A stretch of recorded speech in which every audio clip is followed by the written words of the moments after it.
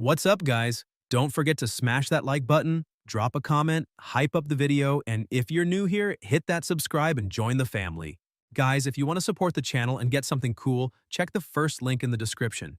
Use my code HugoHenriqueMore to get 10% off on anime lamps.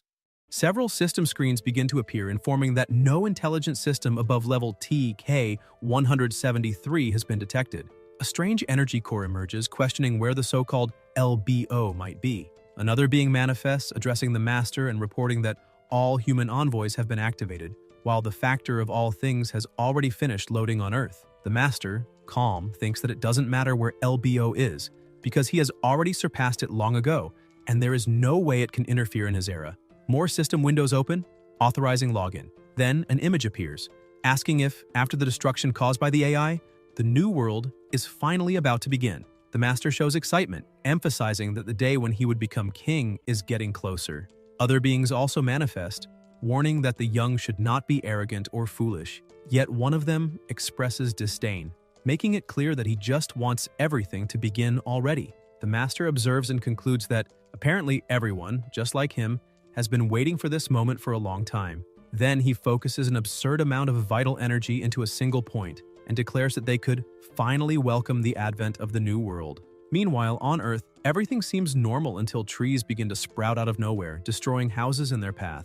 Noises echo through the city as swarms of rats appear and attack people, who desperately try to defend themselves. Many of these humans notice something strange in their bodies, as if a dormant power has been awakened. Not all, however, are able to sense such energy, and those without power cry out for help while being attacked. A young man, without hesitation, uses his backpack as a shield to protect a little girl and urges her to run. He asks if she can still move, and she confirms that she can.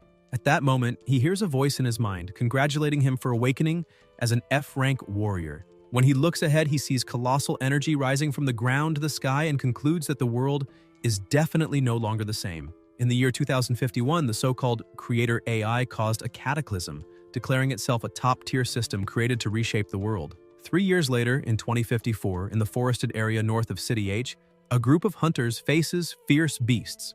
The leader shouts for them to finish off the remaining enemies quickly. A shield-bearer pushes a wolf away and yells for Wei Yi to get ready since the airdrop had arrived. The animal is thrown toward the boy, who replies to leave it to him. He leaps, focused, and delivers a fatal blow to the wolf. The system announces that the Fang Wolf has been defeated, but also warns that Wei Yi is under the broken body state, unable to gain experience. Jojo, an E7 rank warrior, calls out to him and praises him, saying the last strike was impressive. Wei Yi responds that it was only possible thanks to Jojo's support, since alone the fight would have been much harder. Joe, however, disagrees, claiming that even alone with his skills, 2 or 3 such monsters would not be a problem. Wei Yi reflects that in the current situation, the only thing he can rely on are his combat skills, as he is still only rank F. At present, he is Luo Wei Yi, human warrior rank F1, with attributes listed as follows: Strength 50, Endurance 43, Mental Power 15, Elemental Power 12, Luck 36, and Speed 44. He has no extra attribute points. His skills are Swift, innate, and Block, innate. However, his special state is Broken Body, an abnormal effect that appeared after his awakening and prevents him from gaining experience in battle. Wei Yi awakened his abilities 3 years ago, but since then has remained trapped in this state. Even so, he does not give up, refusing to be defeated by fate. He believes that, even if he cannot level up, with enough effort he will be able to survive in this new world. Jojo throws some items toward him, asking him to catch them. Wei Yi is surprised, asking if he's really giving him 2 magic crystals, even if of low quality. Joe confirms and adds that they will share 50% of everything they gain. Still confused, Wei Yi insists that he is on a level below him, but Joe counters that friends don't need so many justifications, only that he accepts. The protagonist smiles, grips the magic crystals tightly, and thanks him. These crystals, after all, are the reason they hunt. Since the emergence of the New World, all sources of energy for humanity were destroyed, and magic crystals, obtained from the bodies of beasts, became the essential substitute for human energy. Each crystal contains an immense reservoir of power. Besides energizing everyday tools, it also serves to enhance equipment. Their efficiency is so great that they created a huge market where demand often exceeds supply, to the point where crystals replaced gold and became the new hard currency, with even a single low-quality crystal worth more than 1,000, while high-quality ones had no price. Wei Yi grips the crystal he received tightly and, looking at his hand, thinks that he urgently needs more because, besides daily expenses, he still has to buy wine for his grandfather and snacks for his little sister. If he stops to reflect, he realizes he is still far from his true goal since the rent will also be due soon, and if he doesn't pay on time, he will end up on the street. He calculates that he needs at least 20 more low-quality crystals. Lost in thought, he notices Joe hiding beside him, behind a tree, watching something. He asks what he is looking at, and his companion tells him to see for himself, saying that Guy was repeating the same scene again. Ahead, a boy tries to woo a woman. With a flower in hand, he says that if she doesn't like flowers, he can buy something else, and asks what it would take for her to accept being his girlfriend. The woman, embarrassed, asks only that he be quiet. The young man, Ma Chi-hao, shouts that no matter what happens, he is the best archer on the team, and that if she doesn't agree to go out with him, the one losing will be her. Currently, Chi-hao is a D9 rank archer. The woman, Lin Xiang, a C1 rank mage and leader of the adventurer group Meteor, feels even more embarrassed, wondering how she could have recruited someone so annoying. Even so, she decides to drop the subject and focus on another problem. Her weapon failed in the last battle, and this worries her for future fights, as she urgently needs someone skilled in mechanics to evaluate it. Looking back, she notices Wei Yi and Joe behind the tree watching, and thinks she might ask for help. She approaches and explains that her weapon is broken, and that she cannot return to the city to fix it, asking if Wei Yi could take a look. He agrees and concentrates on the equipment. The others gather around while he examines carefully and realizes that a wire was loose and simply reconnecting it would fix it. Chi-hao starts mocking, saying that this was not an ordinary weapon, but an advanced magic crystal armament, and that an idiot like Wei Yi could never repair it. He reinforces to the leader that once he is rich, he will buy her a better weapon. The other members laugh at the archer, commenting that he always brags. A girl also laughs, saying she has lost count of how many times he has done this. Lin Xiang gets irritated and scolds him, reminding him that it is his turn to patrol and asking why he is interfering. Chi-hao tries to defend himself but is interrupted when Wei Yi stands up and raises the weapon, declaring that now it should work fine. Everyone is impressed by his speed. He returns the weapon to Lin Xiang, who immediately tests it. When she applies her strength, she feels the conduction of elemental energy flow normally again and looks satisfied. Chi-hao, annoyed, is cut off by her as she orders him to start patrolling right away. Still irritated, he walks away thinking to himself that, being handsome, it's only a matter of time before things work out for him. Lin Xiang turns back to Wei Yi and says she is lucky to have someone so skilled in mechanics, because without him, she would have to be much more cautious in future battles. Wei Yi smiles embarrassed, stating that it wasn't hard at all, as it was just a simple problem. He recalls how they first met. 3 years earlier, Lin Xiang was already his senior, president of the student council, and he had helped her in a mechanical engineering class. After awakening, she founded the Meteor Group with her leadership skills and invited him to join, even with his low ranking. She never treated him differently and always looked after him. In the present, Lin Xiang looks at the necklace he wears and admits a long-standing curiosity, asking if there is a story behind that accessory since she has seen him wearing the same necklace since their school days. Joe steps into the conversation and explains that the necklace is not just an accessory, but a talisman made by the robot who once accompanied the protagonist. He laughs and recalls that when Wei Yi was little, he was fragile and afraid of the dark, so the robot gave him the talisman to protect him and help him grow healthy. Lin Xiang laughs as well, saying that now she understands why he has worn it for so long. Wei Yi quickly clarifies that it only made sense when he was a child, but today the real reason he still wears it is different. He emphasizes that whenever he looks at the necklace, he remembers the past, because after his parents died, it was that robot who gave him the courage to move forward. However, the creator destroyed everything, and all intelligent robots had their permissions revoked, plunging the world under her control. Lin Xiang places her hand on his shoulder and says she understands how hard it is to deal with that, but reminds him that the AIs were destroyed 6 years ago, and that the world had already changed 3 years ago. There was nothing they could do about it, and for that reason, they shouldn't let themselves be defeated. They had to carve a new path. Wei Yi feels stirred by her words and agrees, affirming that this is the best way to honor the past. Joe and Lin Xiang smile, saying that's exactly right. He looks at the clock and thinks that, for now, the most important thing is to gather more magic crystals to solve his immediate problems. Hidden behind some trees, Chi-hao watches everything, seething with anger and wondering what they could be talking about for so long. 2 other members of the group approach and ask if he isn't going to patrol, pointing out that apparently Wei Yi is more reliable than him. The archer gets irritated, turns around, and starts yelling that in this new world, strength is what truly matters, and that no one should care about a mere F rank like that idiot. He walks quickly, kicking a stone, and shouts that once he gets rich, he will prove his worth. But as he watches the stone, he notices it followed a strange path. Approaching it, he discovers a portal and wonders what it could be. One of the members runs back and informs Lin Xiang that Qihao found a ruin. Surprised, the three quickly gather the whole group to go there. Zhou looks impressed, saying he can't believe a place like that really exists. Taking advantage of the opportunity, Qihao continues boasting, reminding everyone that it was him who discovered the site. Lin Xiang analyzes the entrance and comments that, according to rumors, ruins hold great rewards, but the dangers inside are unknown and a single mistake could mean death. She decides to open a vote to determine whether they should enter. 4 members argue that hunting magical beasts on the surface is uncertain and agree to go in. The other 4 consider the risk too high and prefer not to take chances, since hunting on the surface is still safer. Faced with the tie, Lin Xiang asks for Wei Yi's opinion. He grips the necklace, thinking that he still needs 20 magic crystals, and that if they stayed only on the surface, it would be nearly impossible to get them in time. But if they went inside, there was at least a glimmer of hope. With no choice, confident and determined, he declares that he wants to enter. Once inside the ruin, the group advances with maximum caution. Lin Xiang observes the surroundings and remarks that the structures are so ancient, it seemed the place had been sealed for many years. Zhou points out a stone tablet ahead. As they approach, they notice the carved symbols are unfamiliar and cannot understand what is written. Wei Yi casually states that the warning is clear. There is a trap ahead and they must not proceed. Zhou is startled and asks if he really managed to read it, but the protagonist explains no, pointing to the side where it was written in plain language.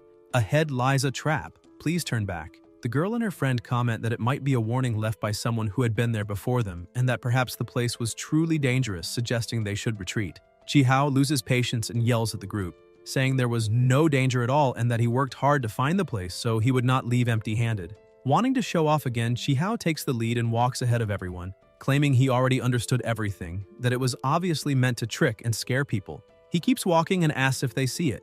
Nothing is happening to him. The protagonist shouts for him to wait and stop doing things like that, but he keeps moving forward until he steps on something. As soon as he does, a mechanism activates and the entire place begins to shift.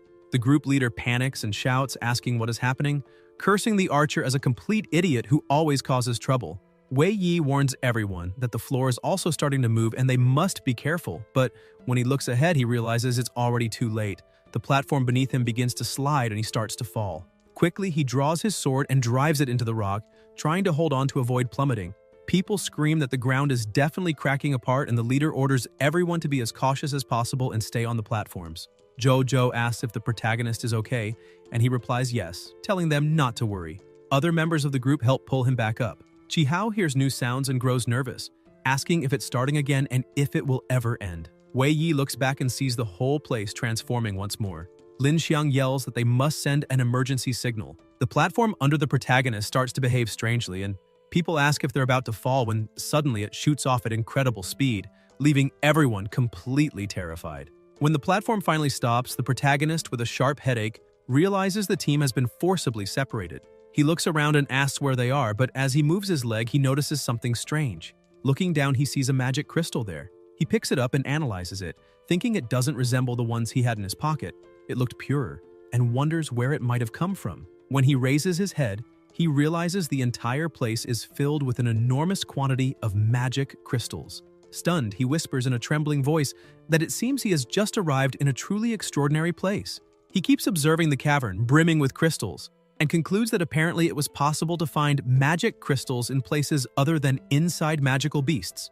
Wei Yi continues looking at the crystal in his hand and says that, although they are a little different, they are definitely magic crystals, and what's more, of a far superior quality than the low-grade ones. The protagonist is astonished and thinks this means that if he can collect a few more, he'll have enough money to pay all his debts. Suddenly, he hears someone shouting in amazement at the place, asking if it is really real. Qihao and the others, who had also fallen there, exclaim that both the walls and the ground were full of magic crystals. The archer begins gathering them, yelling that he is finally rich, and becomes so overwhelmed that he asks his companions to pinch him to make sure it isn't a dream. Wei Yi watches and realizes that he was so dazzled by the crystals that he had momentarily forgotten about his teammates. Again, the archer boasts, saying he told them the place was good and that, even though everyone complained earlier, now all they had to do was look around. 2 people end up agreeing with him, saying that apparently they were wrong and that, since he was the highest ranked among them, they would follow his orders directly. Chi Hao is delighted and insists they won't go wrong if they listen to him. Wei Yai thinks that he too must work hard to collect as many crystals as possible. He prepares to pick one up, but the archer shouts at him, demanding to know who gave him permission to touch anything. Wei Yi asks if he wanted the whole area to himself, because if that were the case, he could simply collect from another side. The archer, irritated, comes closer and punches him hard in the stomach, yelling that he had warned him not to touch his crystals. But Chi Hao is stunned by what happens because the protagonist blocks the blow as if it were nothing, and then calmly says he has no interest in starting a fight. He just needs a few crystals for something important. He politely asks Chi Hao to be understanding. The archer, still not understanding what just happened, wonders if the protagonist really managed to block his strike. He prepares to attack again, thinking that his current strength is 200, so that defense could only have been pure luck. As he charges, he asks if the protagonist truly wants to negotiate with him, since before anything else he must prove whether he is qualified. Chi Hao keeps striking relentlessly, but Wei Yi easily defends against every blow and tells him that he has been annoyed with him for a long time, questioning whether he isn't close to the leader, because if that were the case, his skills should be better. The archer retorts that in the face of rank and power, skills mean nothing. The protagonist reflects that even just imitating the principle of the block skill, redirecting most of the force at the moment of impact, every punch still feels like a stone slamming into his body. And if he counterattacks, it will probably only feed his companion's fury, making everything worse. The two people with them wonder if they should intervene and separate the fight because if they continue, someone will end up seriously injured. Chi Hao stares at the protagonist, thinking he only wanted to teach him a lesson, but Wei Yi blocked all his blows. The archer can't understand how an F rank could have so much strength and begins to question what is different about that boy. The others insist they stop, reminding them that they need to focus on harvesting the magic crystals first because if anything else happens, it won't be worth it. Annoyed, Chi Hao agrees and says he'll spare the protagonist this time, but he points at him and threatens, telling him to remember what just happened and never touch the crystals again with his filthy hands. Wei Yi thinks that idiot finally left, but feels his body reaching its limit. Suddenly, he is overcome by dizziness and coughs blood. As expected, the difference in attributes is not something that can be overcome easily. Even if his skills lessen the gap, he is still only an F rank and will always be at a disadvantage against any D rank or higher. The group starts collecting crystals while Chi Hao keeps glaring at the protagonist, who thinks that gathering enough crystals to pay his debts right then was clearly out of reach. He ties a bandage, reflecting that on top of everything there is no signal down there, so he cannot contact the rest of the team. When thunder rumbles outside, all that remains is to search for another way forward. Covered in the bandage, he looks around, finding everything strange and wondering how those magic crystals could have formed. Normally, the stronger the magical beast, the higher the grade of the crystal within it. The reverse might also be true. With so many crystals accumulated, perhaps they were nourishing something. He decides to explore the place since there's nothing else to do, and at least he might find an exit or some answers. Passing through a small opening, he is surprised by what he finds. A new chamber filled with crystals and a massive cage. Inside it, there is a machine. He approaches, incredulous, remarking that maybe this is over the top because within the machine lies a magic crystal the size of a person, something never before seen on the market. The outer layer looked like a paralysis barrier, and even though he knows little about it, he recognizes that this type of defense is usually used against large beasts, capable of stunning but not killing. He analyzes the structure, curious about who could have built such a device and where that crystal came from. He wonders if it could be the work of the creator, but quickly dismisses the thought since he doesn't believe the one who destroyed the world would appear in such a form. Suddenly, the talisman he carries begins to react to the environment, which shocks him. He wonders why this is happening, since in theory the item should have become useless after the end of the AI. Still, he thinks maybe not, and if the talisman is reacting, then it makes sense there is something here. At that moment, he hears the sound of crystals falling to the ground. Looking back, he sees the group has arrived. The archer, wide-eyed, yells about the colossal size of the crystal and asks his companions if they see it too. Then he exclaims that the crystal must be worth tens or even hundreds of millions. Laughing loudly, he declares himself the true chosen one, and even says no one needs to care about Lin Xiang because she isn't even worthy of standing at his side in that moment. The archer walks up to the protagonist and shoves him, ordering him out of the way. Wei Yi feels a flash of irritation but thinks this was expected. After all, that idiot was bound to show up wherever magic crystals were. Suddenly, a deafening noise echoes and all four of them flinch. Something begins to move and several monsters emerge from holes in the ceiling. They are crest-wing birds, magical beasts ranked E8 to E10. They begin flying in every direction, screeching loudly. The group runs back and hides in the passage. Chi-hao asks if this must be some kind of joke because it clearly looks like the nest of crest-wing birds. One of the boys says he knows a bit about the species and explains they are notoriously ferocious magical beasts. They are not very fast, but their attack power is extremely high. Even at only E rank, they are already troublesome enough to give a D rank a headache. The other boy adds that they were lucky not to have been noticed yet. Meanwhile, the protagonist keeps looking at the talisman and notices it has returned to normal, wondering if this happened because he moved away from the platform's edge. He remembers that in the past he could sense signals through the talisman's connection, so he doesn't believe this sudden reaction was just a malfunction. Wei Yi has a hunch that it is connected to the place and concludes that if that's true, then it must still be alive. Confident, he thinks he must take the risk since the answer clearly lies on that platform. But there were many magical beasts around, and alone he would have no chance, unless he got the help of the other three. Chi-hao watches the scene irritably, muttering that fortune was right in front of them and those creatures appeared at the worst possible time. The same boy from before warns that there is no way to defeat all those birds, and reminds them that the platform's barrier is difficult to cross, since not even those beasts can approach it. He suggests maybe it's better to give up. The archer gets angry, asking how they could give up something like that, since this was their chance to become millionaires or even billionaires. He asks if they're really going to quit so easily. The boy points out that the real question is, who will end up the winner? At that moment, the protagonist interrupts the discussion and declares that he can go get it, but the others must listen to him. Wei Yi steps forward, saying they must conserve their elemental power and only attack the magical beasts that get close to him. Chi-hao, displeased, complains about having to take orders from an F rank but ends up obeying. He threatens that if the protagonist fails to secure the magic crystal, he'll have to find some way to make up for it.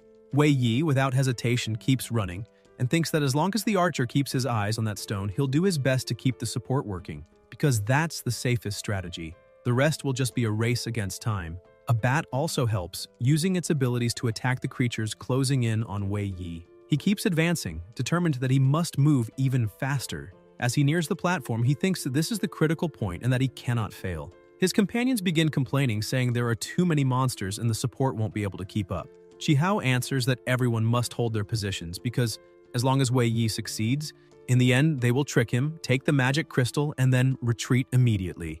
The two ask if that won't cause trouble for Wei Yi, but the archer snaps back, saying he doesn't understand why they would care about that trash, since accidents are normal in the hell they live in. The two glance at each other and continue with their tasks. Meanwhile, the protagonist pushes forward faster and faster, until his talisman reacts once more. He notices it and thinks that something above must be connected to it, and that whatever it is, it's probably waiting for him.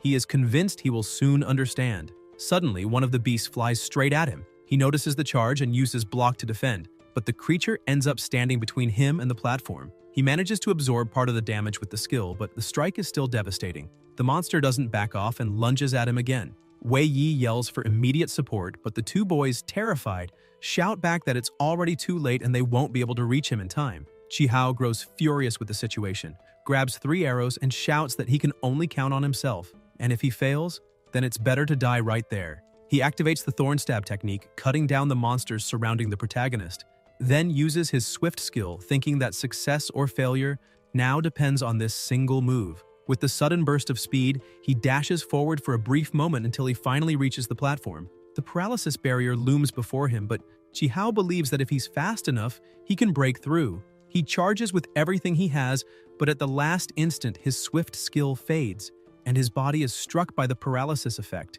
Even so, he has already crossed to the inside. The other two companions are shocked to see that he actually made it in. A system interface appears announcing that the connection has succeeded and initiating the reading of recorded data. Chi-hao's paralysis state is removed, and he thinks to himself that the talisman was truly activated. The entire place begins to shift, and the system reports that it is loading the scene. Chi-hao smiles in relief, convinced that this time his gamble has paid off. The system confirms that memory loading has finished, and something begins to take shape before him. His eyes fill with tears instantly. This place really does contain his data. Suddenly, Wei Yi sees Lan Bao before him, arguing with another being. The robot apologizes, but says he must do this, because he cannot allow that monster to keep slaughtering humans. The creature glares back and asks if he really believes a broken object could control him, mocking his logic as idiotic and declaring that he will go out to massacre humans. He roars at the robot to release him. The protagonist watches in shock, realizing that his robot had faced that being. Even though these were only memories, He could feel the terror radiating from the magical beast. The demon bellows, challenging Lan Bao. If he truly wants to suppress his magic, then let him see who is faster and stronger. An overwhelming surge of energy bursts forth, blasting the robot away. Wei Yai shouts for him to be careful and tries to reach him, but his hand passes right through the robot's body. He remembers that this is only an image of the past, and tragically, he cannot help. Lan Bao reacts quickly and activates Dismantle, completely destroying the magical beast. Energy particles scatter throughout the chamber, and Wei Yi realizes this is how all those magic crystals were formed. Yet the monster still manages to reconstitute part of its form. Enraged, accusing Lan Bao of transforming all his power into crystals. He screams, demanding how a robot, a mere piece of scrap, could wield such power. Lan Bao apologizes but declares he will seal him here and now. He uses the creator and activates a magical power restoration device. The creature tries to escape but is trapped. The device begins its process and the demon howls in despair, shouting that his body is turning into crystal. In the midst of the transformation, he roars that one day he will return to tear Lan Bao into 1,000,000 pieces. The robot succeeds in sealing the creature, transforming it into a massive magic crystal. Wei Yi is stunned to realize that this colossal evil crystal was sealed by Lan Bao, and he concludes that his robot's abilities were unbelievably powerful. He wonders why he never realized this before. Looking to the side, he sees Lan Bao gravely damaged, trying to convince himself he's fine, because he still needs to erect a barrier to stop magical beasts from approaching. The protagonist cries out for him not to strain himself further, thinking it was inevitable. Power so great must have terrible side effects. Suddenly, Lan Bao tells Wei Yi to wait, because he must reveal a secret, his and the creator's. The protagonist is shocked by these words. Lan Bao begins raising the barrier and says he can go no further, but that he will be waiting. Then the entire memory starts to unravel. Wei Yi screams, begging his robot to wait, demanding how this could happen just when he was about to reveal his location. Desperate, he thinks how terrible this situation is. The system then issues a warning that damage has been detected and that he is being forcibly removed from memory mode. Wei Yi finds it all strange and wonders what has happened outside. A few minutes earlier, the archer and the rest of the group had been shouting for the protagonist, asking if he understood what was happening to him. Jihao muttered that the other two were idiots because the magical beast couldn't cross that barrier, so nothing could have happened to the protagonist. One of the boys, suspicious, begins to question if Wei Yi wanted the magical beast to wear them down so he could take everything for himself. Hearing this, the archer is consumed with rage and yells that trash wouldn't dare pull such a stunt. He activates his critical strike and precision skills, vowing to ensure Wei Yi never returns. He fires an arrow at the protagonist, but misses. The arrow doesn't hit him, instead striking the machine directly. The Thorn Stab ability begins spreading across the system, damaging it completely. The chubby boy asks if the leader missed since the arrow hit the machine. Chihao snarls back, asking what he knows, because if they didn't destroy the machine, how else could they reach the top? Just killing the protagonist wouldn't benefit them at all. The system starts warning that the device has been damaged and cannot function properly. The paralysis barrier is deactivated and normal operation is interrupted. Chihao says that breaking the barrier isn't so bad. The chubby boy retorts that the device clearly isn't functioning properly. The system continues warning Wei Yi that the damage is severe and he is being forcibly pulled out of memory mode. His talisman disconnects, and as soon as he returns to reality, he sees that the whole system is damaged, with multiple alerts flashing. The system blinks the word warning in red repeatedly, stressing that the pressure of magical power has reached a critical point. Wei Yi begins to panic, realizing the situation is worse than he imagined. The system warns again that the magical power is out of control and that everyone must be careful. Suddenly, all the energy that had been sealed starts surging through the place. Even the magical beasts are frightened by the eruption. Wei Yi clings to the system, thinking that the suppressed magical power has broken free, forming a storm. He believes if they just wait a little, it shouldn't last long. The rest of the group is also affected. The archer wonders if this really should be happening. The nearby birds tremble in fear and flee quickly. As the energy storm settles somewhat, the protagonist stands and says that at least it has stopped. Looking back, he realizes that if the storm had lasted longer, he likely would have fallen off the cliff with no return. Moreover, he notices that all the magical beasts are gone. But most importantly, the evil crystal has calmed, at least for now. His greatest fear is that the broken device might fail to contain the sealed beast, releasing it again. For now, they seem safe despite the scare. As he watches and thinks, the group approaches. Chihao climbs to the top of the cliff, laughing, and remarks that this was a blessing in disguise because all the birds left on their own and they no longer need to deal with them. As soon as the protagonist sees the group, he is completely enraged at the archer because he lost Lan Bao's most important message thanks to that idiot. He shouts, demanding whether Chihao won't explain why he attacked so recklessly, but the archer only orders the group to attack him. Quickly, Wei Yi is bound with rope. The spearman lunges and strikes him, making him cry out and spit blood. He collapses to the ground, trembling in pain. Chihao walks up to him and says that apparently he wanted an explanation, so now he'll give him one in detail. He stomps on the protagonist's head and crouches down, saying that he does this because he is stronger, and that's exactly why he wants everything, because in this world, rank determines status. And as an F rank, Wei Yi is trash from head to toe. He asks if he understands and stresses that their goal has already been achieved, so there's no reason to let such garbage live. Wei Yi only glares back and says that he will get what he deserves. The archer kicks him, saying he's too noisy, and orders his companion to shut him up with cloud magic. They toss the protagonist out and he begins to fall from the cliff. Chihao says that getting rid of trash feels refreshing, and that's why Wei Yi should just go and die in peace. Then he looks at the other two and declares that now they are all in the same boat, asking if they know what to do once they get out of there. But as his eyes fall back on the crystal, he mutters that the only problem now is deciding how to split the money. At that moment, deep inside the evil crystal, a heart begins to beat. At the bottom of the cliff, the protagonist crashes into a lake and, while sinking, feels the rope loosening. The reach of the cloud bind skill had been exceeded and the binding snapped. He thinks that in the end, he gained nothing and might even lose his life here. He stretches his hand toward the surface, thinking he doesn't want to die like this. Suddenly, his talisman begins to shine. The water shifts strangely and a voice tells him simply to wait. A bubble of water forms around him, carrying him to a dry surface. The protagonist gasps for air and hears a voice asking if he's all right. Opening his eyes, still weak, he sees Lan Bao in a completely different place. The protagonist just stares at the robot and Lan Bao asks if he still feels unwell, offering to help. Wei Yi breaks down crying, questioning whether he has truly been saved by Lan Bao and whether this is real or only an illusion after his death. The robot smiles and answers that it's no illusion. He really is Lan Bao. The protagonist can't hold back his tears, thinking that even though he imagined this scene countless times in his head, nothing compares to the reality of reuniting with his companion. Overcome, he hugs him tightly, asking where he has been all these years, because he thought that due to the creator everything had ended. If not for the talisman guiding him, he had believed he would never see him again. Lan Bao pats his head and says that now he is here, everything is fine, and he never expected Wei Yi to have grown so much. It makes him very happy. He apologizes for worrying him all this time, but explains that back then, he had to leave for an unavoidable reason. Wei Yi, still confused, asks how he survived the destruction of the creator's intelligence, how he ended up in this state, and also where exactly they are now, since he clearly remembers sinking into the lake. Lan Bao replies that his friend has many questions, but to explain everything, they need to begin with a few secrets. Curious, Wei Yi asks what those secrets are. The robot opens several system screens showing his abilities, and explains that he possesses special capacities that far surpass those of an ordinary AI. Just as Wei Yi saw in the talisman's memories, these abilities hold incomparable power, and they were what allowed him to survive several disasters.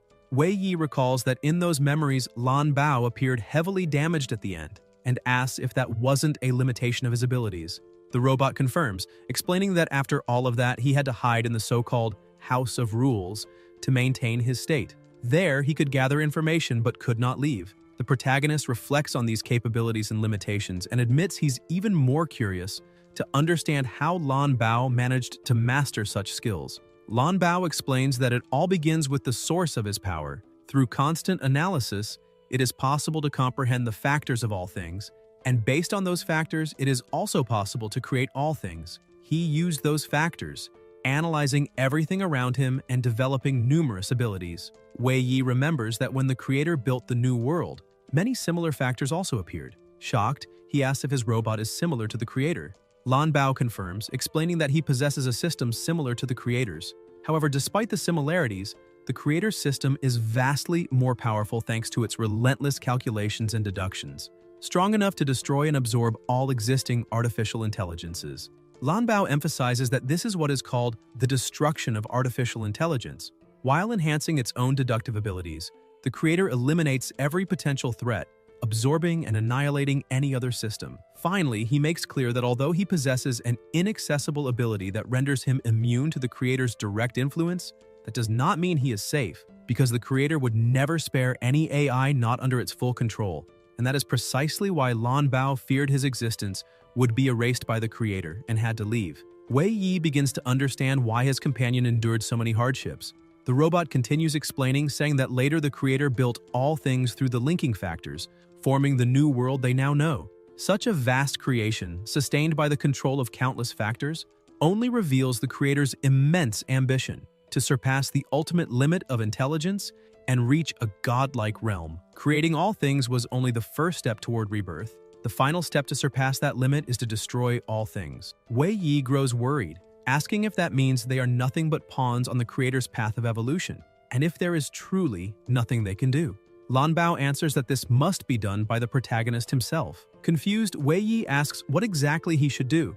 Lan Bao explains that in a recent analysis he found data never seen before, a future hazy in form, but with images showing Wei Yi in a world being renewed. Perhaps for that reason, he is the key to saving everything. Staggered, Wei Yi admits he has received too much information at once and is overwhelmed, confessing that he might disappoint his companion. He opens his status window and shows that ever since awakening, he has carried the special state Broken Body, which prevents him from leveling up. With his current strength as a mere F rank, he can barely handle magical beasts. He asks then what kind of power he could possibly have to save the world. Lan Bao laughs and replies that it's simple. Just leave everything to him. A surge of extremely powerful magic begins radiating from his body. He activates his rules ability, then his inaccessible ability, and also the rule modification called Intervention. He quickly connects to Wei Yi's system interface. The system warns that the window is inaccessible and offline because it is being modified. The robot keeps analyzing the situation until reaching a conclusion. He explains that this is possible because he and the creator have similar systems, and thus a simple removal command can still be executed. He stresses that the analysis and dismantling will run automatically, though it will take some time. Once the modification is complete, Wei Yi will be able to level up. Amazed, Wei Yi thinks this is wonderful because even if he cannot save the world, at least he will have the strength to protect Lan Bao and his family. But suddenly, red warnings begin flashing, alerting that uncontrollable power has been detected. The protagonist asks what's happening, and Lan Bao explains that it's a danger warning coming from above. Wei Yi asks if it could be related to the magic crystal, and Lan Bao confirms, saying yes, it is about to break free. On the surface, atop the altar, Qihao once again tries to seize the crystal but suffers damage. The chubby boy asks if it's still not working. Irritated, Qihao replies that every time he gets close, he's burned by the magical power, and suspects this must be some trick of the protagonist because it makes no sense that he can't handle a simple crystal. But as he looks more closely, he notices something strange and wonders if his eyes are deceiving him because something inside the crystal is pulsing. Suddenly, all the magic crystals embedded in the walls and ceiling of the cavern explode at once. The group panics, asking why this happened. They also notice that the great crystal itself is beginning to crack, as all the magical power concentrates within it. Qihao cannot believe that his dream of wealth has simply vanished before his eyes. Then, a beast completely breaks free, revealing immense power. The system cannot identify it, displaying only question marks.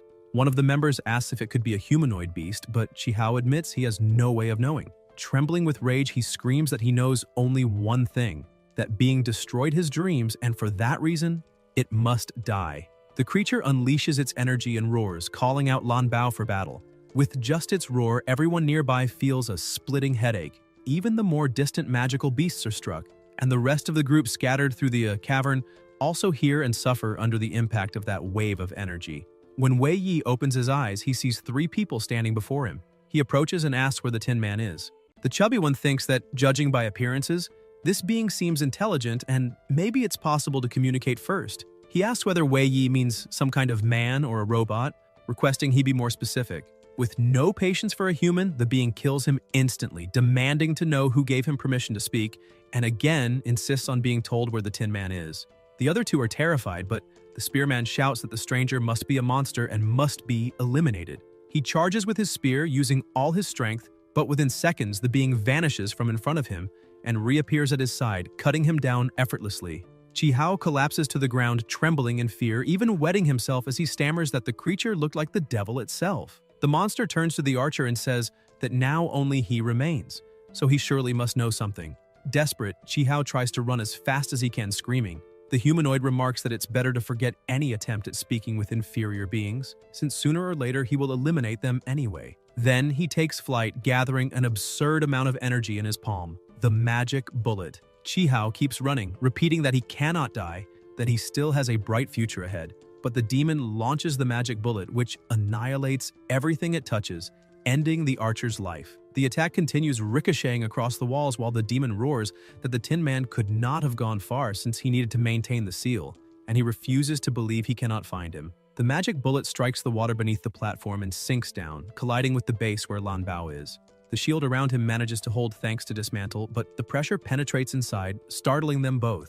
Wei Yi asks what is happening outside, and the robot replies that the House of Rules is under attack, that they've been discovered, and that the enemy is closing in at high speed. Lan Bao begins focusing, saying he must activate all the rules immediately.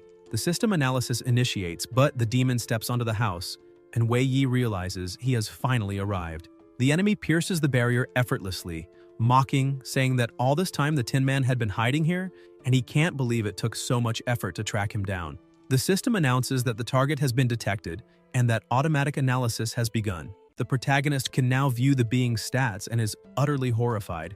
The demon laughs, calling Lan Bao Rusty Tin, and asks if he's ready to face his wrath. The system shows the protagonist the information. Name, Fogue, half-demon. Strength, 1,232. Endurance, 476. Mental power, 266. Elemental power, 168. Luck, 154. Speed, 664. Skills, magic bullet, magical derivation, demonic power. Special status, demonic body. They lock eyes for a few moments before the demon asks what is happening with the robot and whether he is about to be destroyed, adding that he doesn't want to be disappointed. Without hesitation, Wei Yi draws his sword, convinced that this is the demon who once fought Lan Bao. For the first time, he feels crushing pressure simply by standing near him. Even after using Lan Bao's analysis of all things skill to gather Foge's data, he hadn't expected the gap to be this vast. In terms of strength alone, the disparity exceeds 20-fold. This was an S-class entity compared to the New World, and the protagonist wonders if he truly has the ability to help his companion face such a demon. Lan Bao tells Fogue that they don't need to be enemies, because as long as the demon can set aside his hatred toward humanity, his freedom won't be taken away and he will be able to live freely within the ruins. The demon keeps building an overwhelming amount of power and asks the robot if he's joking, stressing that he ended up like this precisely because he once believed in the nonsense Lan Bao used to say. Fogue begins roaring in rage, declaring that all he wants now is to eliminate the Tin Man and then go on destroying whoever he wants and going wherever he pleases. The House of Rules system warns that a high concentration of magic has been detected and decomposition is being auto-activated. Fogue realizes something is happening around him as his magic starts weakening little by little. Lan Bao also begins to act, trying to contain the situation. The protagonist smiles with a bit of relief, thinking that apparently his friend's House of Rules is functioning. The robot gathers energy in his hands and declares that, if that's how it is, he cannot allow the demon to do as he pleases. The universal analysis of detail is completed, and the attack launches toward Fogue, who is shocked to see that the very same move that sealed him before is now about to strike again. He dodges swiftly, moving at incredible speed, mocking the robot and saying it's far too early to believe that such an attack could overpower him. Yet the energy arrows keep pursuing him until they finally strike, surprising him as he realizes they are even faster than before. Within seconds, all those arrows converge again and trap him. Wei Yi asks if the enemy has really been sealed. Lan Bao keeps analyzing and replies that something is wrong, as the data is too unstable. The House of Rules warns that the resolution was insufficient and the complete universal analysis has failed. The demon begins exuding terrifying force and roars, still restrained, that in those 3 years he advanced from rank A to rank S and is no longer the same. With ease, he shatters the arrows and charges forward, demanding if the robot truly believes that heap of junk can still contain him. Fogue keeps pressing in and snarls that it is time to crush that scrap pile. The robot activates the House of Rules power again, saying that even without full analysis, it can still have an effect. Wei Yi uses his innate high-speed skill and saves his companion from taking the blow. The demon strike smashes into the ground, opening a crater. Fogue grows even more enraged and glares at them, calling them trash. The robot shouts for the protagonist to be careful. Wei Yi glances back in alarm and sees the demon kick a stone at him. He only has time to throw Lan Bao to the side and takes the impact himself. The robot worries for his friend. The protagonist is hurled far away by the force of the hit and crashes down, badly injured. Fogg watches the human and asks how he's still alive, wondering since when he had grown so weak that he couldn't even kill such a lowly being. Suddenly, the system announces that the universal analysis is in progress, extracting available data and analyzing Foggy, Demon Race, level A9. Inherited data being reanalyzed. Character Foggy, Demon Race, level S1. Current progress, 81%. Rule restriction executing, limiting his abilities based on resolution. Current resolution, 81.1%. Attribute restrictions, 81.1%. The demon is surprised and asks himself when he was hit by this. He looks aside, notices that the robot is still acting, and says he expected this, concluding that he must destroy that scrap before anything else. The system continues running and reports that the universal analysis is still in progress, with Foggy's resolution reaching 81.2%, limiting his attributes to the same percentage. Lan Bao grows irritated and declares that this fight is between the two of them, demanding that the demon face only him. Fogg grins and replies that neither of them will leave alive. In a flash, he unleashes an extremely powerful strike against Lan Bao, sending him flying. The system warns the robot that he has suffered severe bodily damage and will enter standby mode in 5 seconds. Even in terrible pain, he stands and orders the system to awaken his strength. The system warns that this could result in permanent data loss, but the robot answers that it doesn't matter because he must protect Wei Yi. Fogg approaches, saying he hates the feeling of being suppressed, but affirms that the portion of his power not yet sealed is still more than enough to end everything. The system reports that the universal analysis is still running, and resolution has now reached 82.1%, with attribute restriction also at 82.1%. Lan Bao thinks the universal analysis is progressing far too slowly and decides he must try repairing the House of Rules first. He initiates the repair, but the system warns that the process requires the creation ability, which will cause irreversible damage to his core, asking if he wishes to proceed. Without hesitation, Lan Bao answers yes. The demon senses his opponent is scheming something and asks if he still intends to rely on such tricks, warning he'll be sent straight to hell. He charges at full force, but the protagonist suddenly intervenes, blocking him with an attack and ordering him to stop immediately. The demon pulls back slightly, muttering that this human is an irritating pest. The protagonist positions himself in front of his friend and declares to the demon that if he wants to reach Lan Bao, he'll have to go through him first. The robot tries to stop him from making this choice, because he knows how much strength the enemy still has. Wei Yi thinks that even after drinking the healing potion, he can barely move after such a grave wound. He only had one bottle. Since the potion was expensive, it was all he managed to get.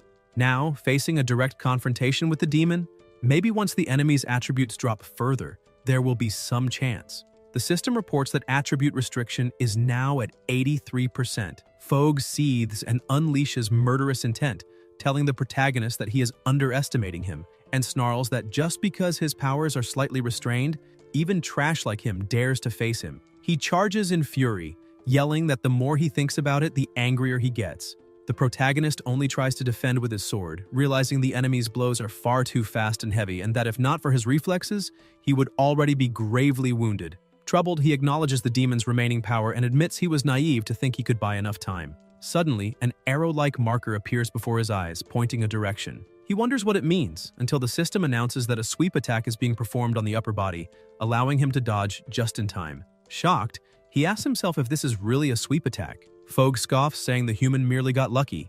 The protagonist rolls across the ground, pulls back, and still confused, wonders what's happening, because now he can see the enemy's attack intent even before he strikes.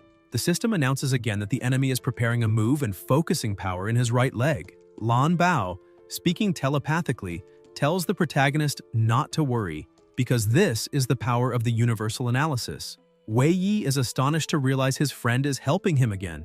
The robot explains that since he connected to the protagonist's system, he synchronized the universal analysis data with him. Wei Yi is impressed by this revelation. The robot adds that the protagonist has already collaborated with him before, and if the House of Rules is repaired, the analysis speed will increase, weakening Foggy further, but reaching 100% will still take time.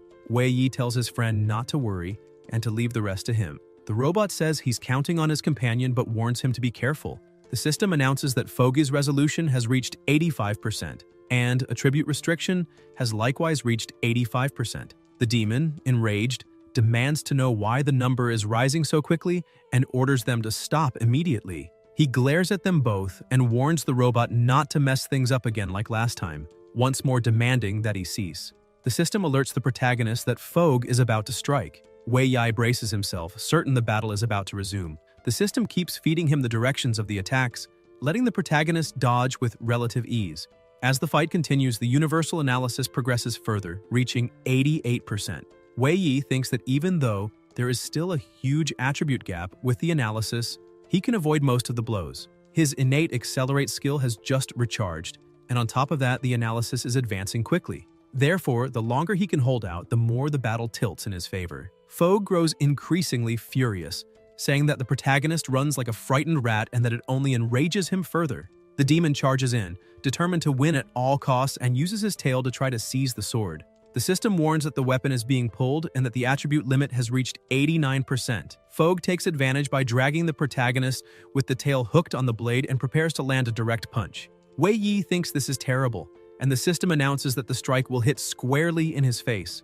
At the last moment, he manages to dodge and, spinning the sword, wounds the enemy's tail, forcing him to release it. Out of patience, Fogg unleashes a flurry of rapid, relentless attacks. The system reports each move and the protagonist defends as best he can. He thinks the blows are far too fast, and even with the data being analyzed, he cannot react in time, leaving him only to defend passively. His arms shake so badly he can hardly move them, and his shoulders nearly dislocate. Yet Lan Bao stands right behind him, and retreat is not an option. He recalls his past when, even without being able to level up, he challenged monsters far stronger than himself to sharpen his skills. Battle after battle, wound after wound, but never retreating or hesitating, always overcoming with determination. To him, this is just another trial, and it is in moments of absolute pressure that true men are forged. Resolute, he raises his sword again to defend, and the innate block skill activates. The system announces he has achieved a perfect block and triggered the skill Stop. Stop is a skill that appears after a perfect block, repelling nearby enemies and inflicting 1 second of stun. Fogg is startled, saying he doesn't understand why he cannot move. The system confirms he has entered a 1-second stun state and that the attribute limit has reached 91%. The protagonist takes the opening, activates his innate accelerate skill, and charges forward. As he advances, he thinks that he has always fought to grow stronger and protect the few things he truly values, and that anyone who tries to take or harm them will have to go through him first. He shouts for the enemy to die and lands a decisive strike, wounding the demon's body. Fogg is shocked, crying out that it is impossible, demanding how he could be harmed by someone so insignificant. Wei Yi is surprised as well, thinking that even though he put all his strength into the attack, the result was only that small wound, proof of the enemy's unbelievable resistance. Still, Fogg's attributes continue to drop, giving hope that there may yet be a chance. The demon feels humiliated and roars that if not for the restrictions, a human would never have even the opportunity to disgrace him like this. The system reports that the attribute limit has now risen to 92%. Still consumed by fury, Fogg snarls that all this is fine and asks if the protagonist truly wishes to eliminate him, saying that if that's the case, he wants to see if the human has what it takes, and begins unleashing the rest of his power. The system warns that Fogg is activating demonic power and that hell itself is turning toward him. Wei Yi charges again, wondering what it means for hell to be watching, but decides not to care. It is not the time to think. Lan Bao shouts for him to be careful and warns that the enemy's attributes have shifted. The House of Rules system detects anomalies in the data and begins a preliminary corrective analysis. The demon rushes at the protagonist with all his might, declaring he never imagined a despicable human would force him to use such a vile power, and that for this reason, the time has come to die. The system again points out the direction of the attack, and Wei Yi manages to dodge and prepares to counter. During the strike, he senses something strange because the enemy's attributes don't seem to have changed. Even so, he continues pressing forward. The demon blocks the blow with ease and shoves him back. Confused, Wei Yi realizes that until recently he could cut Foggy's flesh, but now it feels as if he is striking solid steel.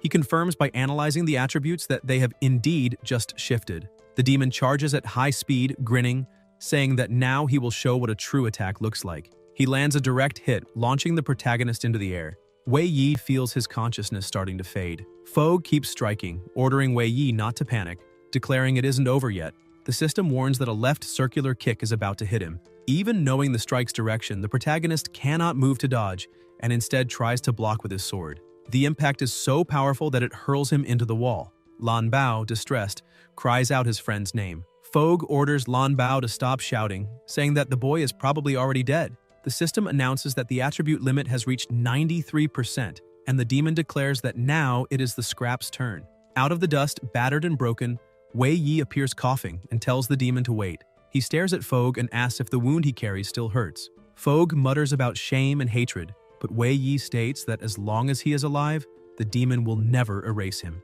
The protagonist thinks that the last blow completely fractured his left arm, but even so, he cannot simply fall. Fogg mocks him, saying he knows exactly what he's trying to do, and that provocation is the oldest trick. Still, he sneers that he cannot bear to hear such nonsense any longer. The demon rushes with all his might, and once more the system marks the direction of the strike. The protagonist dodges, and infuriated, Fogg screams that he will kill him. Wei Yi thinks that at least he achieved what he wanted, drawing the attacks back toward himself. The two keep fighting, with the protagonist only evading the blows. Meanwhile, Lan Bao watches and struggles to repair the House of Rules as quickly as possible, but the system warns that overload is reaching critical levels. Still, he refuses to give up, determined to protect his friend at any cost. The system reports that the current state rejects the use of Create and that the forced attempt has generated corrupted data. The protagonist's sword begins to break, but he still persists in blocking the strikes. Fogg cannot understand where Wei Yi finds the strength to keep fighting and roars at him to just die already. The system indicates that the attribute limit has reached 94.5%. Exhausted, wounded, and barely breathing, Wei Yi thinks his pressure is almost at its limit, and that if he doesn't endure until the analysis completes, he will surely be defeated. With the system's help, he dodges again and reflects that he must end this quickly. But another strike comes his way, and unable to avoid it, he takes it full on. Collapsing on the ground, completely drained, Wei Yi can no longer move. The demon approaches, readying the finishing blow, declaring it is over. The system warns that a devastating stomp is aimed at his head. Even without strength, with his body broken, the protagonist refuses to give up and commands his body to move. The strike smashes into the ground with devastating impact, but he slips away at the very last moment and is thrown aside. Fogg senses something odd and roars, asking why he cannot move his leg. Wei Yi doesn't understand either. Lan Bao warns that he won't be able to maintain control for long, that in 2 seconds the demon will break free. Wei Yi takes the chance, thanks his friend, and thinks the time has come to end this. He activates his innate swift step and, gathering his last strength, prepares the final blow. His sword aims straight for the enemy's neck, but already too damaged, it snaps in half before hitting the target. The protagonist cannot believe what just happened. Fogg seizes the opening and drives his hand through Wei Yi's body. Gravely wounded, the protagonist begins to collapse. Lan Bao cries out for him. The demon pulls his hand free, laughs, and asks if Wei Yi really believed he could defeat him, saying that such an insignificant being must know his limits. He keeps laughing, shouting that one day he will become the strongest in the world, that he will not die here, and that anyone who crosses his path will be annihilated. Lan Bao, in disbelief, watches. With his last breath, Wei Yi looks at him, apologizes, and tears run down his face. Lan Bao begins trembling with rage. The system announces that the House of Rules is initiating information intervention mode. Numerous arrows appear around Fogg, and the system confirms. Character Fogg fully analyzed at 100%, complete control acquired, all special statuses removed.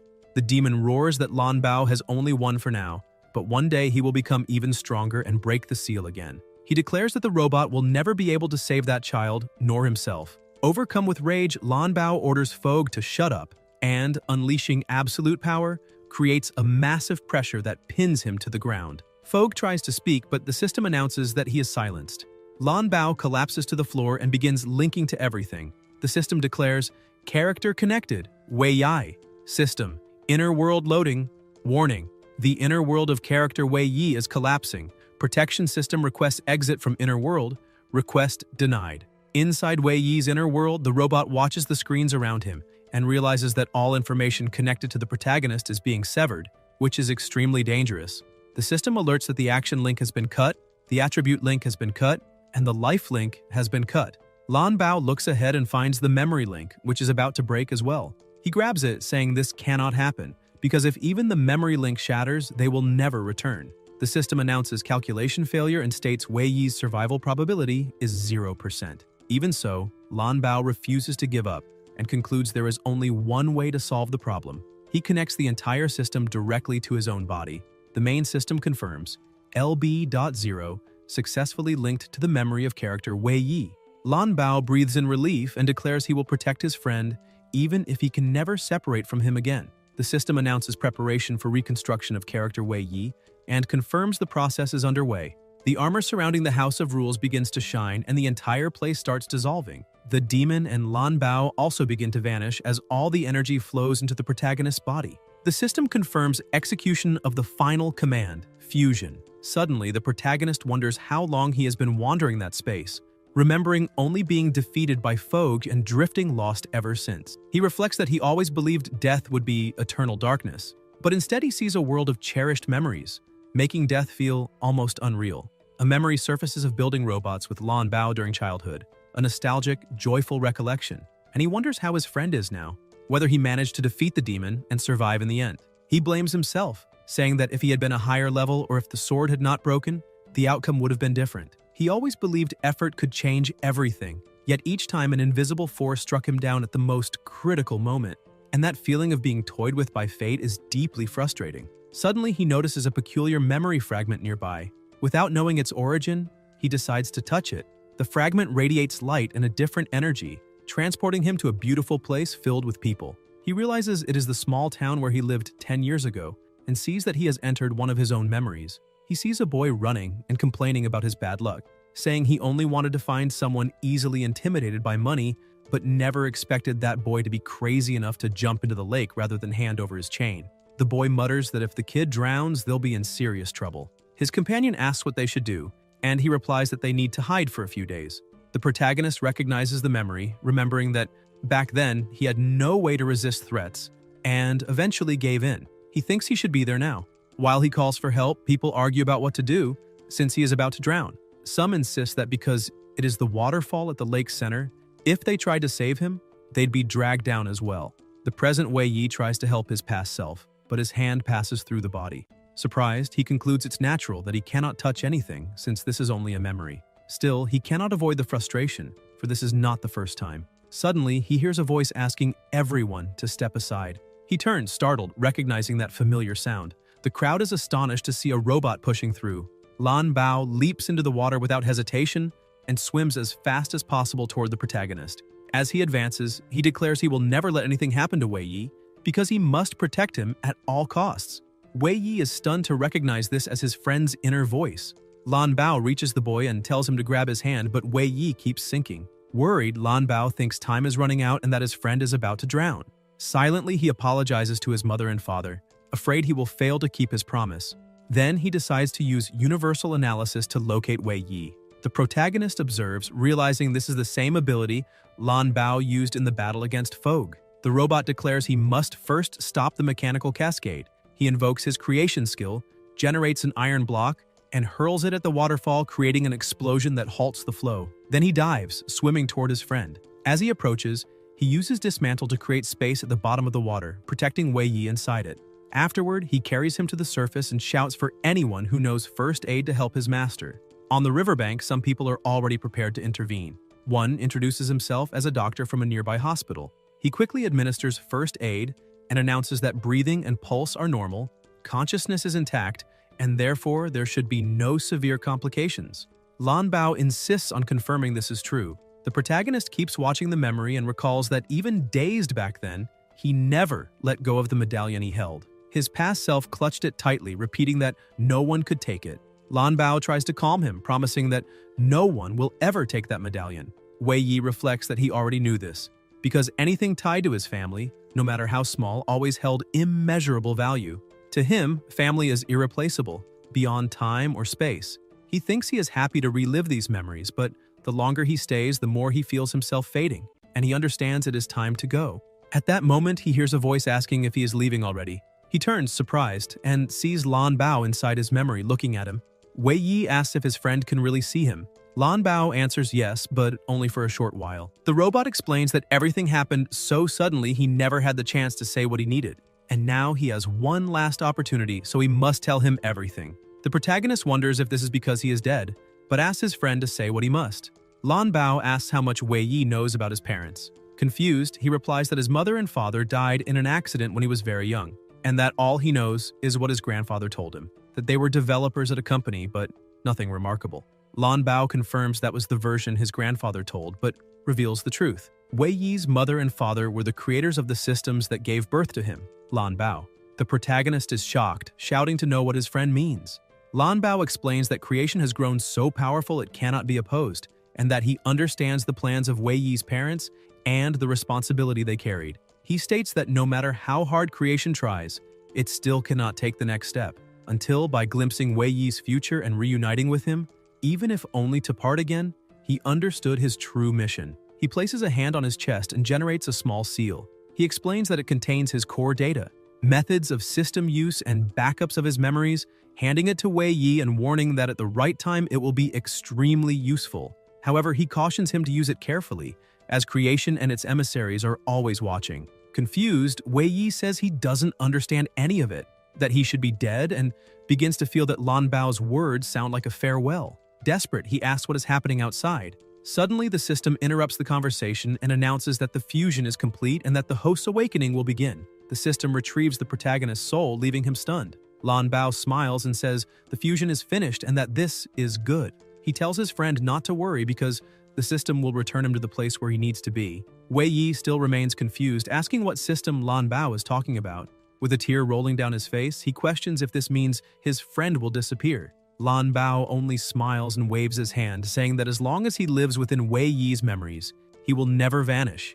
He affirms that when the day comes that Wei Yi gathers all the fragments of the world, they will meet again. With a serene smile, he bids farewell, saying goodbye. Wei Yi tries to hold onto his companion, but Lan Bao's image drifts further and further away until it disappears completely, and then he awakens. Opening his eyes, he realizes he is inside something. Looking around, he sees it as an adventurer's tent and wonders if he's really alive, since even the wound in his chest has vanished. Suddenly, he hears a voice announcing that the LB.0 system is running. Surprised, he sees a sequence of messages appear before him. Interface connected, panel connected, skills connected, automatic system connected, LB system running. The system asks if he wishes to automatically activate the universal analysis skill. Other messages follow. Special state demon body loaded, special state core data library locked, loading special skill demonic power. Wei Yi understands that Lan Bao truly gave him the complete system. As more notifications appear, he checks his new stats. Strength level 70, speed 63, mental power 35, elemental power 32, luck 56, stamina 64, extra point 0.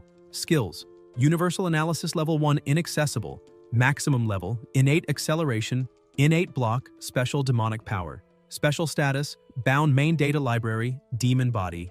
Demon body: a demon's physique accidentally fused with a human, granting immense enhancement plus 20 to all basic attributes. Special demonic power: an ability inherent to the demon body that allows extraction of energy from hell. During its use, the user is watched by hell and their attributes can be altered freely.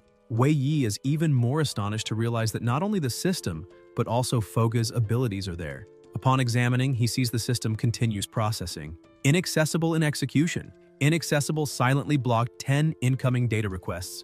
Main data library unresolved. Access impossible. Shocked, he sees his companion's image appear on the screen, but instead of the true name, it shows LB01. Wei Yi calls out to Lan Bao, asking if he can hear him, but there is no response. He concludes that the system has fully initialized and that now his only lead is the fragments of the world mentioned by his friend. He remembers Lan Bao and promises himself that even without knowing where to start, he will gather all the fragments of the world as quickly as possible to reunite with him. The system calls again, informing him that universal analysis is not yet active and asks if he wishes to enable it. A new message appears. Restricted functions detected. Activate universal analysis immediately. Wei Yi agrees, thinking that since he has no clues yet, he can at least test the skill. As soon as he activates it, the system confirms automatic execution. A blinding light fills the area. Everything around begins to be mapped and analyzed, even small insects. The protagonist receives the information and is impressed, reflecting that he had used the skill before, but now it is far more powerful. Every object analyzed is projected in his vision, also granting experience. Clothes identified, 10 experience points. Water bottle identified, 10 experience points. Beetle horse identified, 10 experience points. Soon, the accumulated experience is enough to level up. F2, F3, F4. Stunned, Wei Yi thinks he never believed someone like him, incapable of leveling up, could transform like this. Emotional, he thanks his loyal companion and promises to treasure this new life to the fullest. Suddenly, someone outside notices movement in the tent and decides to check. The protagonist realizes someone is entering. Jojo steps into the tent and shows happiness upon seeing his friend awake, grateful that he finally regained consciousness. Universal Analysis immediately scans him. Name Jojo, human, 17 years old, male. Wei Yi rejoices at reuniting with his companion as the system detects additional data on that human and begins a deeper analysis. Jojo comments that Wei Yi was unconscious for so long that everyone worried something serious had happened. A few seconds later, the system completes the analysis and displays all the information: stats, race, and skills. The protagonist is impressed, recognizing it as the same status screen Lan Bao once used to analyze Foggy. Jojo scolds himself, saying he was unlucky to speak that way and shouldn't have said negative things. Wei Yi asks if his friend can see anything unusual around them, and Jojo, startled, looks quickly to the sides and asks what he means. Wei Yi smiles, disguising, and says perhaps he only imagined it. He thinks that apparently normal people cannot see overlapping data. Then Jojo puts his hand in his pocket and gives him the talisman, saying it belongs to him. He explains that the amulet was already broken when they found it and lowers his head, admitting he knew how important it was and wanted to repair it before Wei Yi awoke. But being clumsy, he couldn't fix it properly. The protagonist replies that it's fine, thanks him for keeping it safe, and comments that although the object has been with him for a long time, he no longer feels remorse. After all, as they promised, he will keep looking forward. He reflects that now he has new goals, even more important ones. Jojo sighs in relief and admits he was overthinking and felt anxious, but seeing his companion full of energy reassures him. Then he starts leaving the tent, saying he must tell the captain that Wei Yi has awakened, since she will be very moved. The protagonist answers that he will be there soon. He just needs to get ready, while thinking that there are still many things he must confirm. What happened in the ruins, how he was found, and that he cannot waste time. At that moment, he receives a notification indicating that there was a hunting rifle beside him. Confused, he asks if this is not an analysis error since it was just a small turtle. The system reports that it received a correction from the host and adjusted the data. Rifle corrected to little turtle. Surprised, Wei Yi realizes the analysis was corrected in real time. Outside the tent, the group was debating whether to continue exploring since they had barely managed to collect any crystals and the losses had been far too great. Many thought it safer to return to the Adventurers Guild. At that moment, the protagonist stepped out of the tent and everyone called his name. Surprised and relieved, Lin Xiang asked how he was and if he had recovered. Wei Yi smiled and replied that he was much better and that nothing serious remained. The captain let out a sigh of relief and said it was wonderful, but stressed that they were discussing what to do next, since the injuries were severe and perhaps it was time to rethink their plans. The protagonist noticed that everyone was hurt and asked what had happened. Lin Xiang explained that after falling into those ruins, they were attacked by a flock of crown-wing birds, Class D. They fought with all their strength and barely avoided more serious injuries. Wei Yi thought to himself that he already imagined the birds would attack as well. The captain continued, saying they had been scattered, lost contact with one another, and were constantly ambushed, believing it would be the end. However, they heard a terrifying roar that drove the birds away for a while, allowing them to follow the sound and regroup. Jojo added that it was precisely those three who followed the roar and found Machi Hao and Wei Yi unconscious in a corner. The protagonist thought it was the demon who had killed Machi Hao and the others, and that somehow Lan Bao had wanted him to be found by his companions. The captain then asked if Wei Yi could explain exactly what happened in the ruins. He hesitated but decided to tell them. The group was shocked and questioned whether the magic crystal really transformed into a humanoid demon. Wei Yi confirmed, explaining that it was incredibly powerful and the three had no chance. He only survived because he never touched the crystals. One of the youths commented that Machi Hao had tried to steal Wei Yi's crystals and ended up summoning the demon, which made sense. Jojo agreed, saying that was exactly the kind of thing Machi Hao would do. Lin Xiang grew worried and said that for the demon to have dominated everyone so easily, it had to be at least Class B, maybe even A, and the bigger problem was that no one knew where it had gone. The protagonist replied that, having lost consciousness due to his wounds, he didn't know what happened afterward. He thought that part of the demon's story was true, but decided not to reveal anything about Lan Bao. The captain stated that for safety, they should return to Wanxing City, both because of the demon's disappearance and the deaths, to report to the guild. Some lowered their heads, others agreed, concluding that this was the best option. Jojo called the protagonist to pack, commenting there would be no time to gather more crystals for the mission. Suddenly, Wei Yi grew worried and asked Jojo what day it was. He replied that his friend had been unconscious for 3 days and nights, and, counting from their departure, it was already September 15th. Wei Yi panicked, realizing it was the day to pay the rent, and immediately ran off. Jojo asked where he was going, but the protagonist rushed to the captain, calling her name loudly. She turned, startled, and asked what was wrong. He explained that he couldn't go to Huanxing because he needed to return to Stargear City. With the end of the day approaching, Wei Yi and Jojo ran into the forest. Wei Yi asked why his friend was coming along, and Jojo answered that he was worried since the forest was foggy, full of beasts, and therefore dangerous. Besides, the protagonist seemed to have urgent business, and an extra ally could help. Wei Yi thanked him and Jojo laughed, telling him not to worry because he would do everything to protect him. As he moved through the forest, the protagonist thought that he had borrowed the missing magic crystals from the captain in advance, and that if he delivered the rent before midnight, everything would be fine. But if he missed the deadline, his grandfather and Zhao Xiao would be in danger, possibly evicted or even attacked by monsters. He swore to himself he would not let that happen. Suddenly, the system alerted that a fang wolf was nearby and recognized it automatically, granting 10 experience points to the protagonist. Wei Yi immediately grew alert, raised his hand in front of his companion and asked him to wait. Jojo, confused, asked what was going on, and the protagonist explained there were monsters nearby. Thanks to the system, he could map the entire area and soon realized there were many. He shouted that they were surrounded. The system displayed his status screen: Strength 70, Resistance 63, Spirit 35, Elemental Power 32, Luck 56, Speed 64. He still had 96 unallocated points, and the listed skills were Analysis of all things Level 1 Inaccessible Maximum, Innate Quick Step, Innate Block, Special Demonic Power, Bound Core Information Library, Demon Body, and Auto-Leveling in progress. The system detected about 20 fang wolves, most at level E3 and some E4.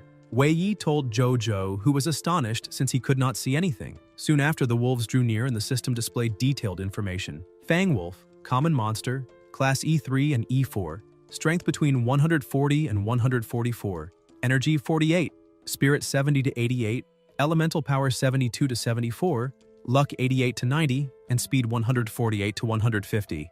Jojo, now seeing them, was alarmed and asked what the protagonist planned to do.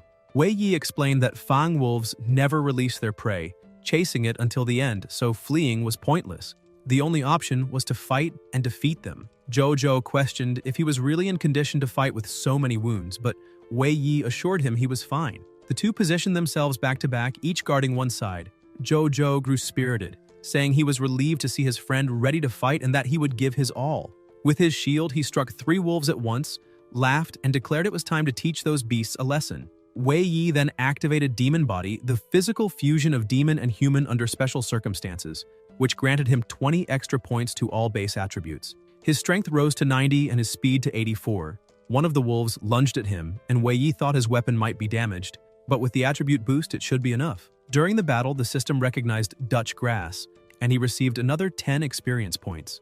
The condition for advancement was reached, and the protagonist was promoted to rank E1. Shocked, with a single strike, he eliminated the monster charging him. Smiling, he shouted to Jojo that he had just leveled up. The system updated his stats, and Jojo, happy, said his friend had finally broken the barrier that kept him from evolving, reminding him that he had always said no one remains unlucky forever. He encouraged Wei Yi to now fight as an E-level adventurer, stressing that it was a completely different world from someone still at F. He explained that in this world, leveling up doesn't increase all attributes equally, but every awakened person has 6 main ones: strength, speed, resistance, elemental power, spirit, and luck.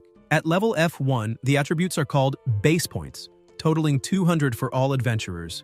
Strength influences physical attack, reach, and critical blows, while boosting body power. Resistance includes defense, life, recovery, and toughness. Speed affects mana bar, elemental recovery, skill cooldown, and mental clarity. Luck acts on attack, elemental defense, range, absorption, and enhancement of magical power. Spirit increases dodge chance, critical rate, skill success, and rare item synthesis, improving overall affinity. Elemental power affects movement and attack speed, sharpening reflexes. Each level grants 12 extra points to distribute, and every 10 levels, veterans can ascend to the next ranking. The levels follow in order from the lowest to the highest: Level F, Level E, Level D, Level C, Level B, Level A, and at the very top, Level S. With each rank advancement, the 6 basic stats increase by 200 points in total, a qualitative leap that naturally gives higher ranks an advantage over the lower ones. Before the change, Wei Yi's stats were Strength 70, Endurance 63, Spirit 35, Elemental Power 32, Luck 56, and Speed 64, along with 108 free attribute points. His skills included analysis of all things Level 1 Inaccessible, Innate Quickstep, Innate Block, Special Demonic Power, Special Status, the Central Information Library Bound, and the Demonic Body. When he advances to Level E, his stats undergo a drastic transformation. Strength 140, Endurance 126, Spirit 70, Elemental Power 64, Luck 112, and Speed 128, along with 120 free attribute points. His skills remain the same, but the library becomes the core information library bound. The system also confirms that the demonic body increased the stats in sync. Wei Yi keeps fighting while reflecting that, since the demonic body adds directly to the base stats, he now gains 120 extra attribute points with each level advancement. Compared to an ordinary person, it still feels unbelievable to him that someone who once could hardly level up has suddenly gained enough power to stand on par with a rank D.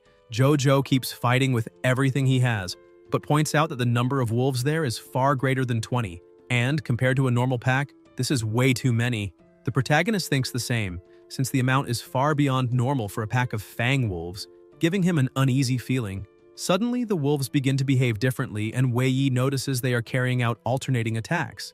He warns his companion that this is not good at all, as the pack is trying to wear them down. Out of nowhere, a terrifyingly loud howl echoes, and a much larger wolf appears on top of the cliff. The system quickly identifies it as a silver fang wolf, awarding the protagonist 10 more experience points. It also warns that this is a dangerous target and that he must proceed with caution. Wei Yi shouts for Jojo to start running, because that is the boss.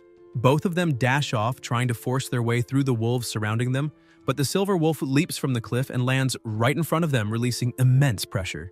The other wolves bow low, showing respect, for the alpha has just arrived.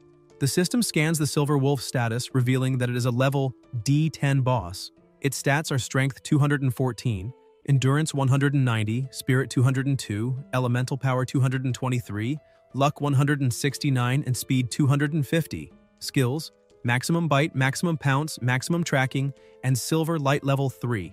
Special State: None. A boss, the strongest mutated individual of a specific species, serves as the leader, with 6-dimensional base attributes far above normal and a higher level.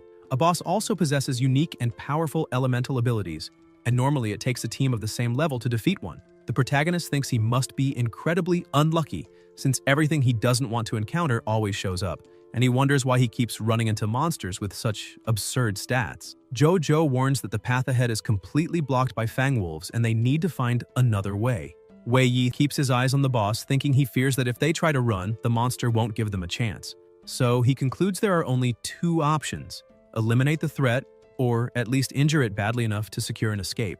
He orders the system to open the attribute panel, reviews his stats, and decides that strength and speed are what matter most. He then instructs the system to allocate all free points into those 2, raising his strength from 140 to 220 and his speed from 128 to 168. The protagonist tells his companion that he will deal with the boss and asks if he can handle all the fang wolves behind them. Jojo answers yes, but worries for Wei Yi, questioning whether he is sure about facing the boss alone. Without hesitation, the protagonist focuses and charges forward, saying he will only try to wound the wolf so everything will be fine.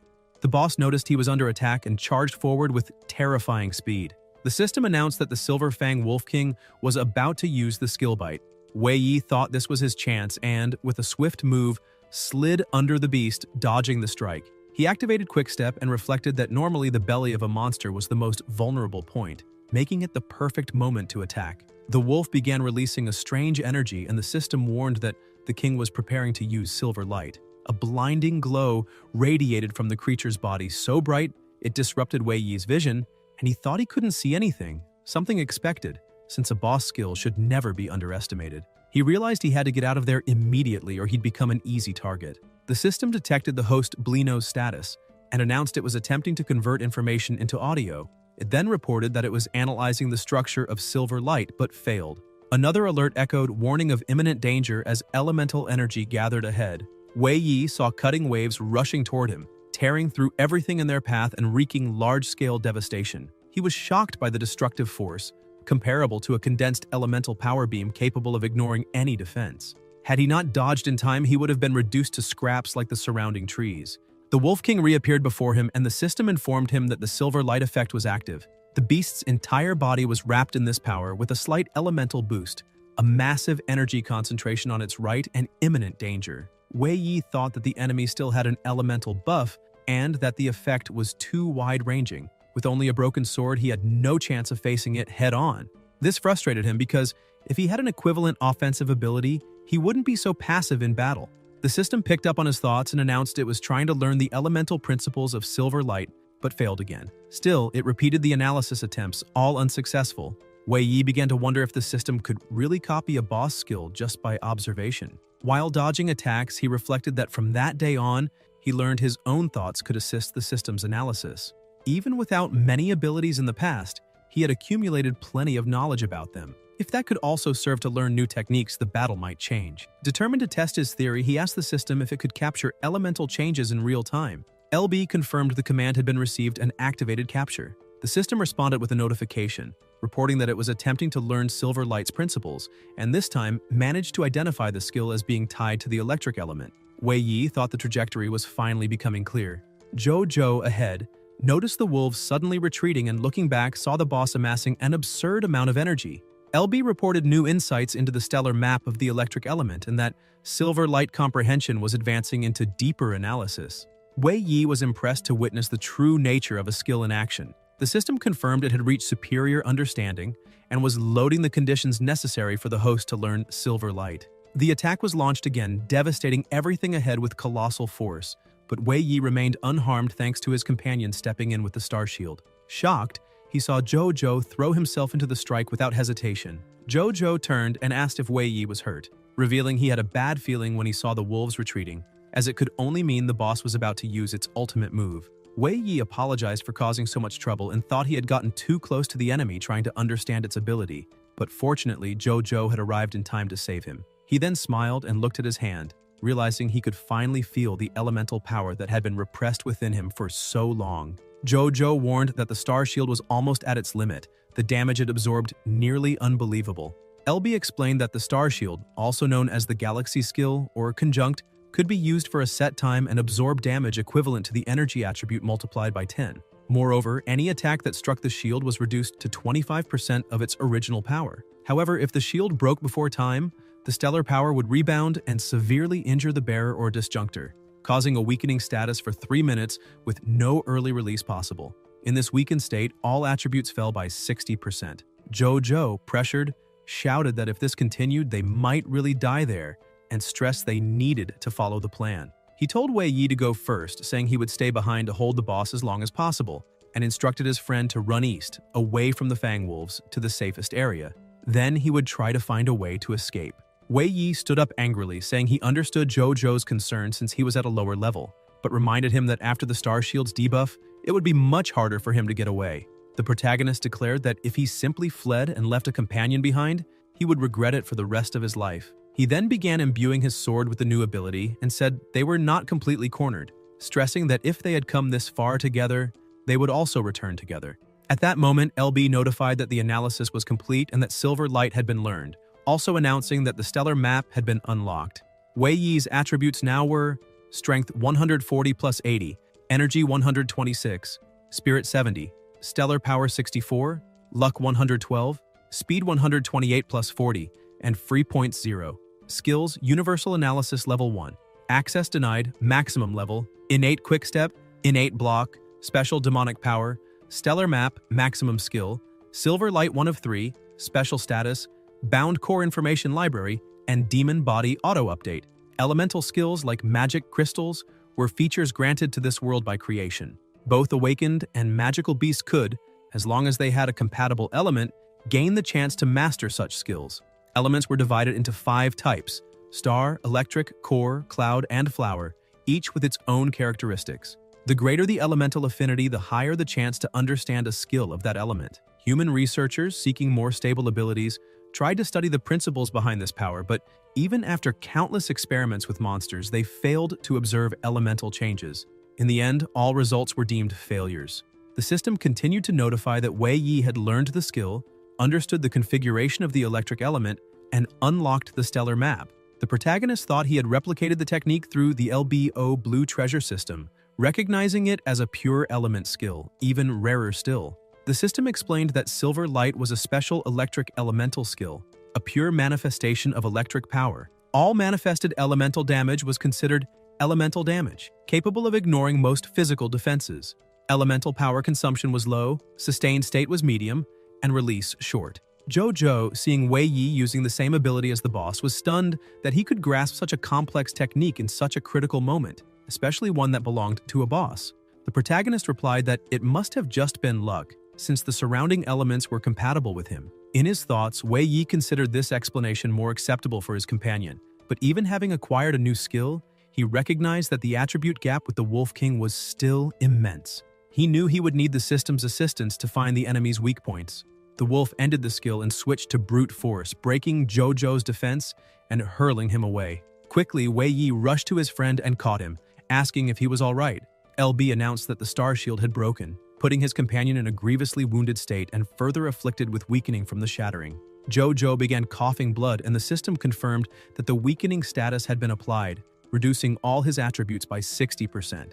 Jojo tried to speak but barely had the strength to breathe. The protagonist told his friend not to waste energy, assuring him that from now on he would handle things himself. The Silverfang Wolf King approached and let out a ferocious roar before Wei Yi. He positioned himself to fight and told his companion that if he still had the strength to walk, he should move away. The boss began gathering energy to unleash its skill, and Wei Yi ordered LB to predict the timing and angle of the incoming attacks. The system initiated analysis and reported, arrival in 0.76 seconds, vertical displacement 81 degrees, arrival in 0.81 seconds, vertical displacement 12 degrees, arrival in 0.87 seconds, vertical displacement 67 degrees.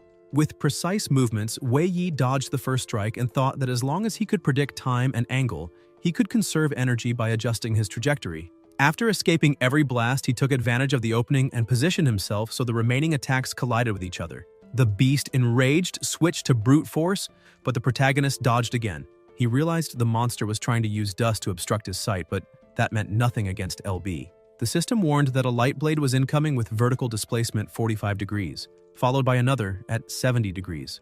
Wei Yi thought the situation was bad and moved quickly. Even without being able to see, he dodged perfectly. Finding an opening, he prepared and struck, declaring it was his turn now. The blow landed on the wolf's face, leaving a visible wound. The battle raged on, their powers colliding fiercely.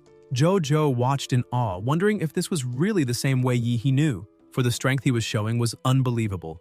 The protagonist predicted each strike and blocked them with ease, but soon began panting heavily. He realized the consumption of elemental power was greater than expected, since just a few light blades had already left him nearly exhausted without causing serious damage to the Wolf King.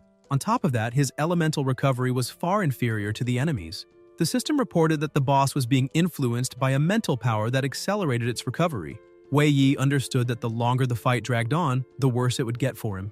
He knew he had no choice but to use his last resort. The Wolf King prepared another strike, and the system warned that a colossal amount of element was gathering around the beast. Multiple alerts went off, stressing that it was impossible to predict a safe escape route. Wei Yi realized the moment had come and thought he had to decide victory or defeat right then. He called LB and ordered activation of demonic power. The system obeyed, unleashing the energy. Instantly, another warning appeared. Hell had begun to notice him. An unbearable pain invaded his mind as if his head were about to explode. More messages followed. Hell tried to invade his brain, control his limbs, take over his senses, awaken his bloodlust. Attempt blocked, control failed. Annoyed, Wei Yi thought he should never have allowed that power to take control. Meanwhile, the Wolf King continued amassing elemental energy on an absurd scale. A final alert appeared. Entering demonization state. A massive force took over Wei Yi. His eyes darkened, and a cold, dense aura enveloped his body. In an instant, his elemental power leapt from 64 to 448. In exchange, his strength dropped by 100, his agility by 128, his energy by 80, his luck by 90, and his elemental power by 50.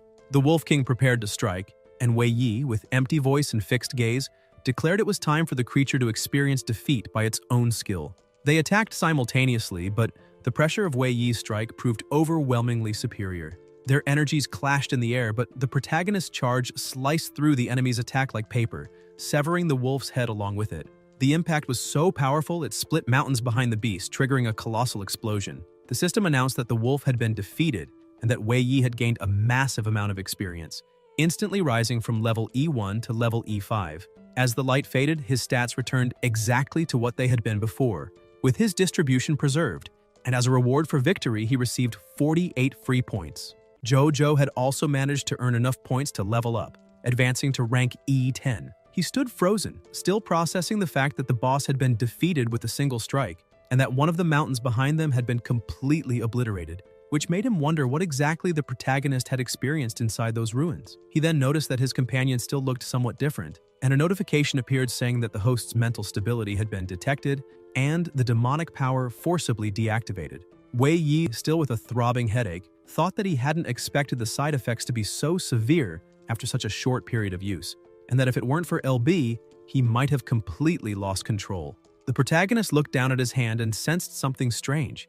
Another notification appeared stating that Hell was satisfied with his performance and had therefore left a mark of the Inferno on his body. LB pointed out that it couldn't analyze any information about the mark, and Wei Yi was surprised to see that not even the universal analysis could decipher what kind of power it was. He decided that he should use that ability sparingly from that night onward.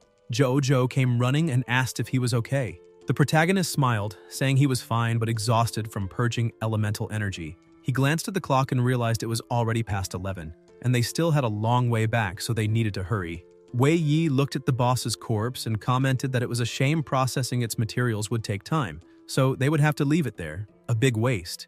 LB detected extractable materials, and Jojo said he would stay behind to handle that, explaining that his father owned a material shop and that he himself had hunted many monsters for parts before, so he had the experience to do it quickly, and he had already recovered his strength. He drew his knife and approached, saying the boss was full of treasures, high-quality magic crystals and materials for weapons and equipment. Jojo made it clear that since the protagonist had landed the killing blow, all the loot would belong to him.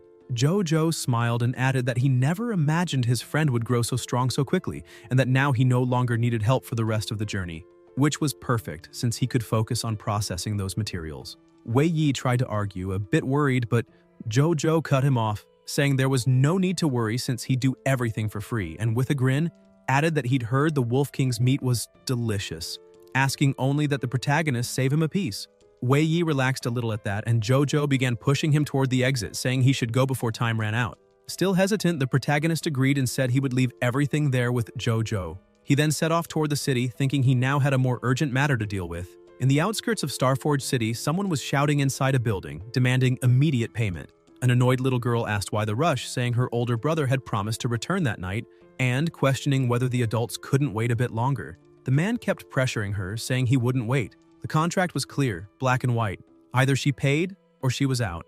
The girl tried to stay composed, but the man pointed to a machine, saying that crystalline energy magic device had been earned through his boss's hard work, and that she should be grateful he was renting it to her. He went on, saying her brother had probably died on the road, that he had always been useless, and that their group, a drunk old man and 2 kids, was nothing but a pack of worthless nobodies.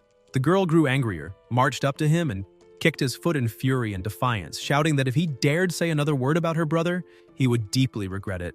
The man, now fuming, asked if she had a death wish. Suddenly, more people entered the room, and one of them announced that it was time to end this. Exactly at midnight, the leader of the Bear Slayers Guild, the head of the debt collectors, and a rank B hunter named Zeki, had ordered them to carry out their task. He emphasized that, in his opinion, crystalline energy magic devices weren't for just anyone, so she had 2 choices: pay the full rent or leave the city immediately. He then asked what her choice would be. The furious girl demanded to know what they planned to do and declared she would report them for bullying the weak. The men laughed as they closed in, asking who she thought she could report them to, since they were the ones who made the rules in that city. A drunk old man began grumbling, saying he couldn't even drink in peace, getting up and complaining that he'd been sleeping just fine until those noisy kids woke him up, and that from their impatience, you'd think the sky itself was about to fall. This is Luo Bang, an ordinary human and former mechanical engineer. The girl felt relieved to see her grandfather waking up. The same man from before mocked him, asking why that old man was worried about the sky when he could barely stand on his own feet. Bang replied that all this trouble was just over a bit of rent money, and if that was what they really wanted, then they would have it. He grabbed a controller and pressed a button. Suddenly, something began to rumble, startling the group, who asked if it was some kind of earthquake. The lights flickered on, revealing a giant robot. The scarred man laughed, saying he was startled for a moment, while another young man scoffed that it was just a pile of broken metal, since ever since creation had revoked all robot control rights, none of that should work anymore. They told the old man to stop talking nonsense. One of the men at the back remarked that if it couldn't move, it was just scrap and worth nothing, but the leader interrupted them all, saying he'd take it. Zeki examined it carefully and admitted he never thought he'd see a JY series robot there. Military models with external restrictions, high endurance, and superior performance. He lamented that they were useless since the extinction of AI, but acknowledged they were still great smelting materials. And apparently that old man really had a story. Bang stared at the leader and said that if he could recognize its value, that saved him the trouble of explaining, since that was the prototype of the JYO series, enough to cover more than a year's rent in advance. The girl tried to stop him, saying that was his life's work, and reminding him that her brother would be back soon, that they only needed to wait a little longer. Bang looked at Zhao Xiao and said she was far too sentimental, but he knew what mattered. Her brother was never late, so something must have happened. Xiao Xiao tried to convince him otherwise, but he interrupted her, saying the decision was already made. The girl grew furious, saying that scoundrel was getting off too easily. Zeki looked at the old man and said he might be mistaken, as he never said that alone would be enough. Though the materials were rare, they were already partially processed, and considering disassembly, transport, and refinement, the real value dropped significantly. He used the system to recalculate and said that since it was already past midnight, it counted as a contract violation, resulting in a fine 10 times higher and double future rent. After deducting the robot's value, he stated the old man still owed 20 magic crystals. Bang asked what he was talking about, since the fine and doubled rent weren't in the contract. Zeki stepped closer, saying he should consider that new information since he needed to learn his place. After all, the weak had no say in that world. He stressed that the old man had only one day to come up with the rest and advised him to pray that his useless grandson returned in time. Otherwise, they'd be kindly sent to live among the monsters. The order was given to start hauling the goods, and the men began pulling cables, dismantling almost everything. Bang watched and apologized to his old friend, saying he had no choice. The scarred man complained that he hadn't made any profit that day and still had to work hard, but as he looked closer, he commented that maybe the electromagnetic components would fetch some money. Zhao Xiao shouted for him to stop, saying that wasn't part of the deal, but the man slapped her across the face and said he'd take whatever he wanted. She fell to the floor as they kept tugging at the cables. One of the men warned that was the last steel cable, and as it snapped, everyone screamed when they realized the robot was about to fall, right on top of Zhao Xiao, who was still lying down and too weak to move. Bang screamed, trying to reach her, but the girl, with the red mark of the slap on her forehead, could barely move and only screamed in fear. In that instant, the protagonist arrived using quick step and managed to pull her out of the robot's path just in time. He set her down, apologizing for being late, and asked if she was hurt, if the wound hurt. The girl kept crying, saying she didn't actually feel pain, only sadness for not being able to protect their home while he was gone, apologizing again. Wei Yi told her not to apologize, saying she had already done more than enough and did very well, but that now she could leave the rest to him. Zeki stared at him and said things were finally going to get easier, while the old man sighed in relief, thinking that was a good sign. The group began whispering, recognizing him as the curse trash, and someone remarked that his family still hadn't paid their debt, adding that if he knew what was good for them, he should hand over the magic crystals now, since no one wanted to use force. But if they had to, things would get much worse than before. Wei Yi just stared at them silently, and the man in front began to tremble, asking what he was looking at and feeling an inexplicable fear just from that gaze. The protagonist tells his sister to step back, warning her that things are about to get dangerous. She asks him to be careful with whatever he's about to do. Wei Yi activates universal analysis, scanning the stats of every man around him, still burning with anger as he realizes that most of them are nothing more than a bunch of rank E failures who think they're powerful just because they have a bit of strength and the right to intimidate the weak. He grabs a bag and says that the magic crystals they want are all inside, but deep down he's thinking that this time they dared to hurt his sister, and that won't end easily. The man with the scar on his forehead walks up, mocking that at least the protagonist knows his place, since trash should stay trash. But as he gets close enough, he's suddenly struck by a devastating blow that shatters his jaw and knocks out a tooth. Wei Yi keeps attacking, saying that kick is for what he did to his sister, slamming him into the ground with a brutal strike. The others, startled, shout that the piece of trash is trying to mess with them and needs to be taught a lesson. But Wei Yi keeps advancing, appearing right in the middle of them, saying they should worry more about themselves before mocking others, and in an instant, he takes them all down. After defeating the 3 men at once, he turns his gaze to the big brute standing behind them. The giant flinches, asking if that kid wasn't supposed to be the lowest in the ranking and how he could have gotten so strong. Zeki tells Pang Ming that they've already wasted enough time there, apologizes to his boss, and begins to unleash his power, saying Wei Yi shouldn't think that beating a few thugs makes him strong. Now he'll learn what true power is. The status screen appears. Pang Ming, human, rank D8, strength 126, endurance 234 plus 324, spirit 24, elemental power 33, luck 87, speed 96. Skills: heavy core, armor level 2, innate quick speed, special innate block, no active state. Wei Yi dashes forward with incredible speed and kicks Pang Ming in the face, sending him flying while saying he's not allowed to cause trouble in the protagonist's home and needs to leave immediately. The man is thrown out with a single kick. His grandfather and sister are shocked, and she starts cheering, thrilled to see what her brother can do. Even the group's leader is surprised by Wei Yi's strength. Pang Ming, lying amid the garbage, rises in fury, surrounded by an aura that forms into an electric armor around his body. He admits the protagonist's speed is impressive, but says his strength is pathetic, and if that's all he's got, then this will be his end. LB releases a silver glow, activating elemental power that ignores most defenses, while universal analysis comes online. Wei Yi tells Pang Ming not to rush, saying the fight isn't over yet and that here all grudges, old and new, will be settled. Even without remembering the past, he frees himself from oppression and rises to seize the present. Wei Yi grips his broken sword while Pang Ming, fully covered in his electric armor, mocks him, asking if that shattered blade is supposed to be his strongest attack and calling it ridiculous. The leader watches and realizes his intuition was right. Pang Ming is a warrior with perfectly balanced attributes and shouldn't have been knocked back so easily.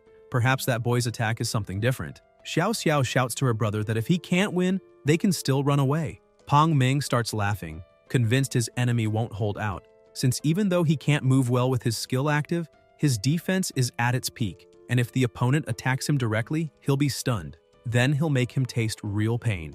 The system identifies the skill Heavy Core Armor. When the defense is activated, endurance doubles, but movement speed drops by 90%. The first attacker to touch the armor is stunned for 3 seconds, and subsequent contacts reduce that effect to 0.25 seconds. Wei Yi acknowledges it's a good plan, but says he never intended to fight hand-to-hand. Wrapping his broken sword in silver light, he prepares for battle. Pang Ming, annoyed, shouts why he isn't playing by the rules. Then Wei Yi begins his assault, launching the first blade of light. With reduced speed, Pang Ming tries to block but quickly realizes something's wrong. The pain pierces through him, his armor isn't working, and he wonders what's happening. He realizes that with such power, Wei Yi shouldn't be able to repeat the strike many times. But as he looks ahead, horror fills his face. Countless blades of light are flying straight toward him. He screams, disbelieving that Wei Yi can still unleash all that. With no way to escape, Pang Ming could only endure while LB continued analyzing the heavy core armor, finally managing to identify its nuclear elements. The protagonist kept attacking, thinking this was expected. After all, the system could even analyze and learn the abilities of awakened individuals.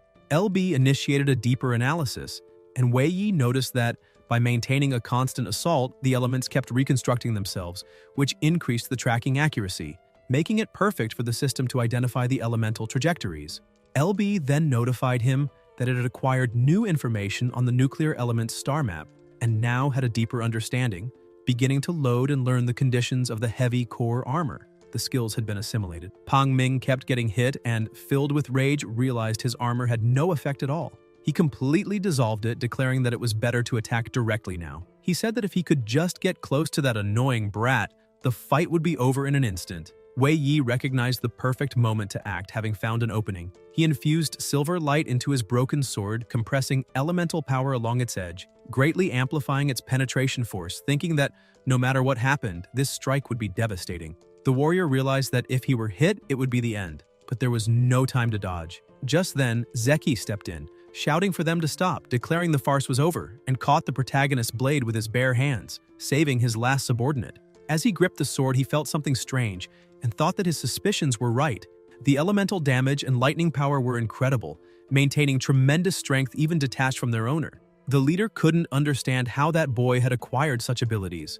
Zeki snapped the blade in half with his hands and ordered Pang Ming to retreat immediately, saying he was no match for his opponent. The warrior tried to argue that he could still fight, but the leader sharply rebuked him, making it clear he wouldn't repeat himself. Wei Yi was taken aback to realize the leader was on a completely different level. His movements were so fast that even universal analysis couldn't keep up, capturing only fragmented data. Using the analysis again, he discovered Zeki possessed the ability Dangerous Intuition. Zeki noticed something and asked if the boy was trying to spy on him. The status screen appeared. Zeki, human, assassin class, level B1, strength 270 plus 36, speed 390 plus 228, luck 90, endurance 100, spirit 70, element 80 plus 216, extra points 0, skills, thorned vines level 3, poison infusion level 2, innate backstab, innate end of dawn, special state, dangerous intuition, an ability gained through extreme peril that grants an early warning against harmful factors. Annoyed, Zeki demanded to know what Wei Yi had seen and whether he had just witnessed him kill everyone there. The protagonist was shocked and angered, realizing the opponent had actually reacted to universal analysis, but he also saw that Zeki's stats were far beyond what he could handle. The old man told his granddaughter to stay behind him, and Wei Yi thought that if things kept going this way, he'd have no choice left. He began releasing the power of hell once again, and the system warned that the demonic energy was unstable, with LB trying to intervene but failing. Wei Yi glared at the leader, his eyes darkening, and coldly said that if he dared harm his family, he would face something no one should ever witness. Zeki felt the protagonist's aura shift completely, and his dangerous intuition reacted in panic, consumed by terror. The leader started to question the boy's origin. How could someone like him, a rank B, actually feel fear? Yet his intuition never failed him, which made him doubt whether he could even win. Suddenly, someone shouted for them to wait, yelling at a dog not to eat that and to give it back right now. Jojo came running after the animal, which had a crystal in its mouth, shouting nonstop until he finally managed to grab it. The crystal rolled across the floor and stopped right at Zeki's feet. Zeki froze in surprise when he saw what that crystal really was.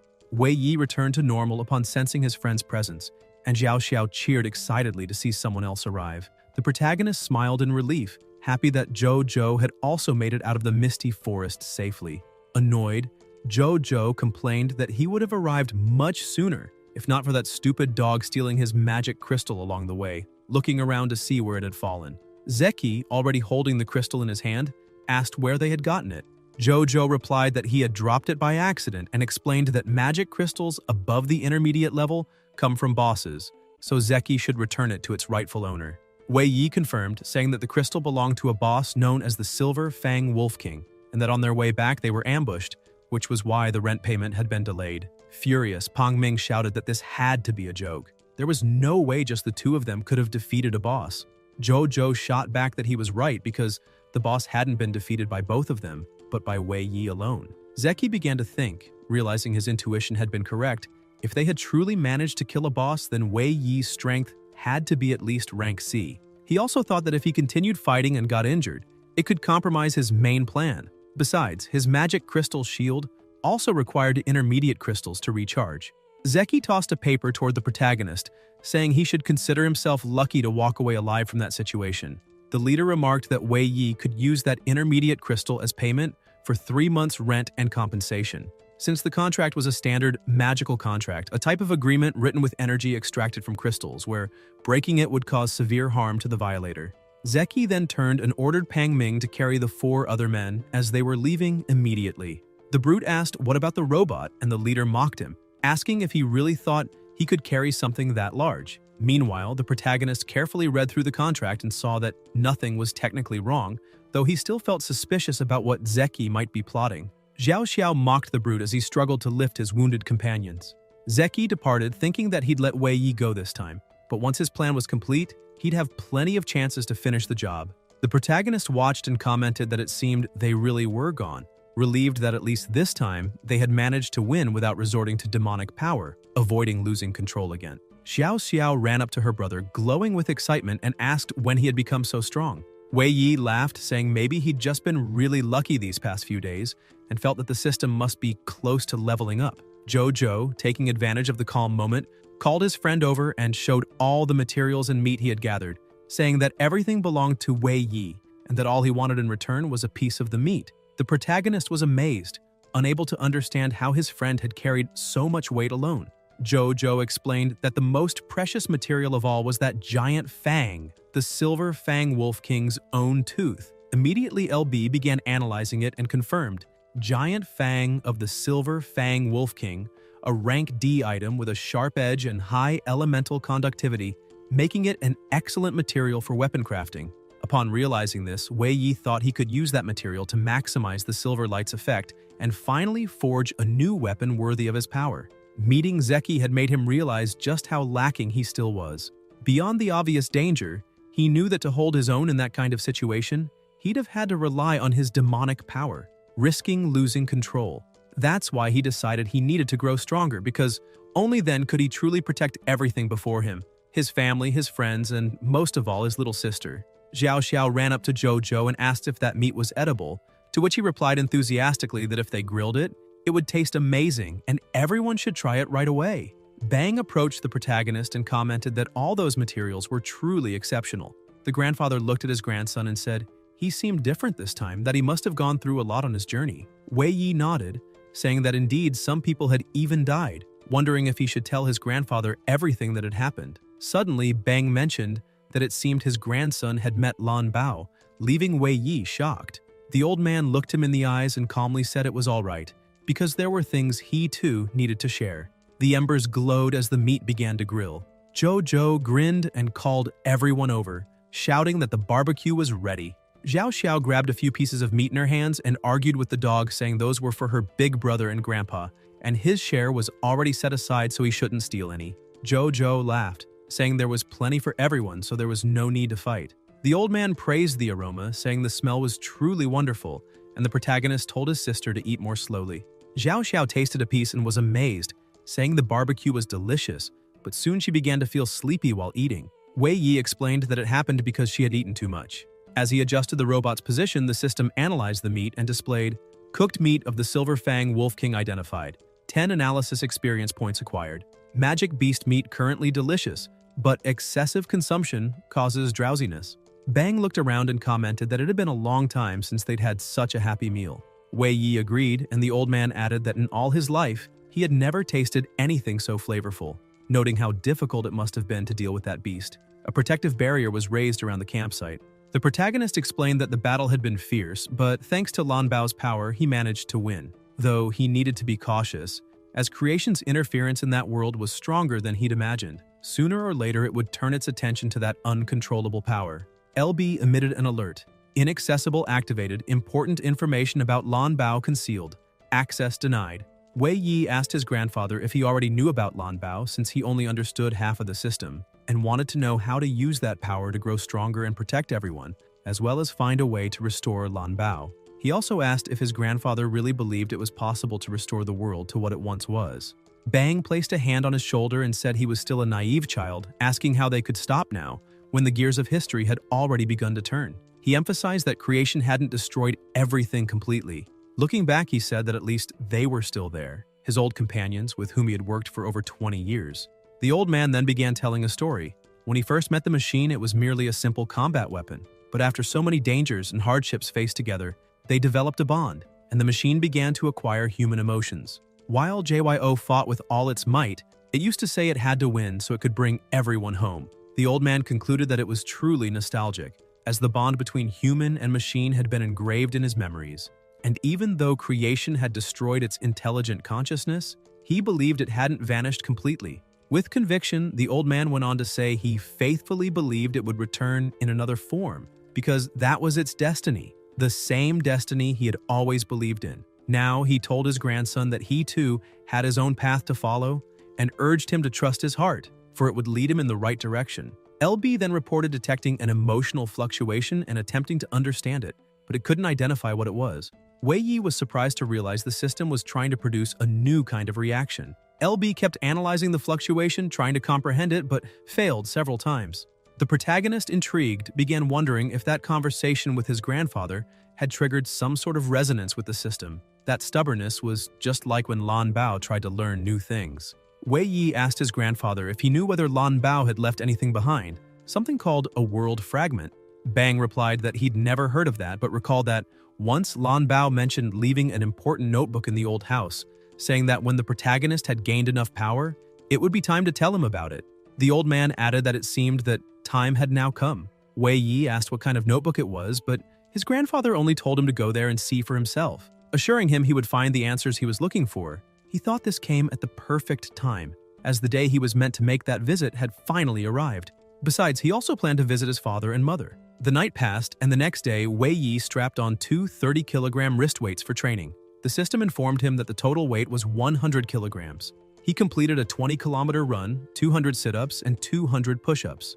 He thought that with universal analysis running automatically, he had managed to reach level E6. However, as his level increased, the experience required grew as well, meaning his progress would be slower from now on. For that reason, he decided his free attribute points had to be distributed carefully. The Silver Light bonus was more advantageous than simply adding brute strength, and with LB, he could learn new elemental abilities, so he resolved to continue strengthening his elemental power. Once he finished training, he decided to head to the Star Machine City Market to buy supplements. As he ran through the streets, his uncle spotted him and asked if he was already training again so early in the morning. Wei Yi greeted him with a good morning and confirmed it. That market was run by ordinary people, a place where one could find anything, animal materials, medicine, food, and anyone could trade as long as they had enough magic crystals. The protagonist checked the map and saw that the entrance to the old house was still far away, meaning he'd need to cross the misty forest. He thought he should buy enough food and supplies to endure the trip, as well as his Aunt Alan's favorite honey cake. Suddenly, a man called out to him, saying it had been a while since he'd last seen him, and asking if he'd had any trouble with beasts. The man tried to sell him some ugly dolls, claiming they repelled monsters and cost only one basic magic crystal.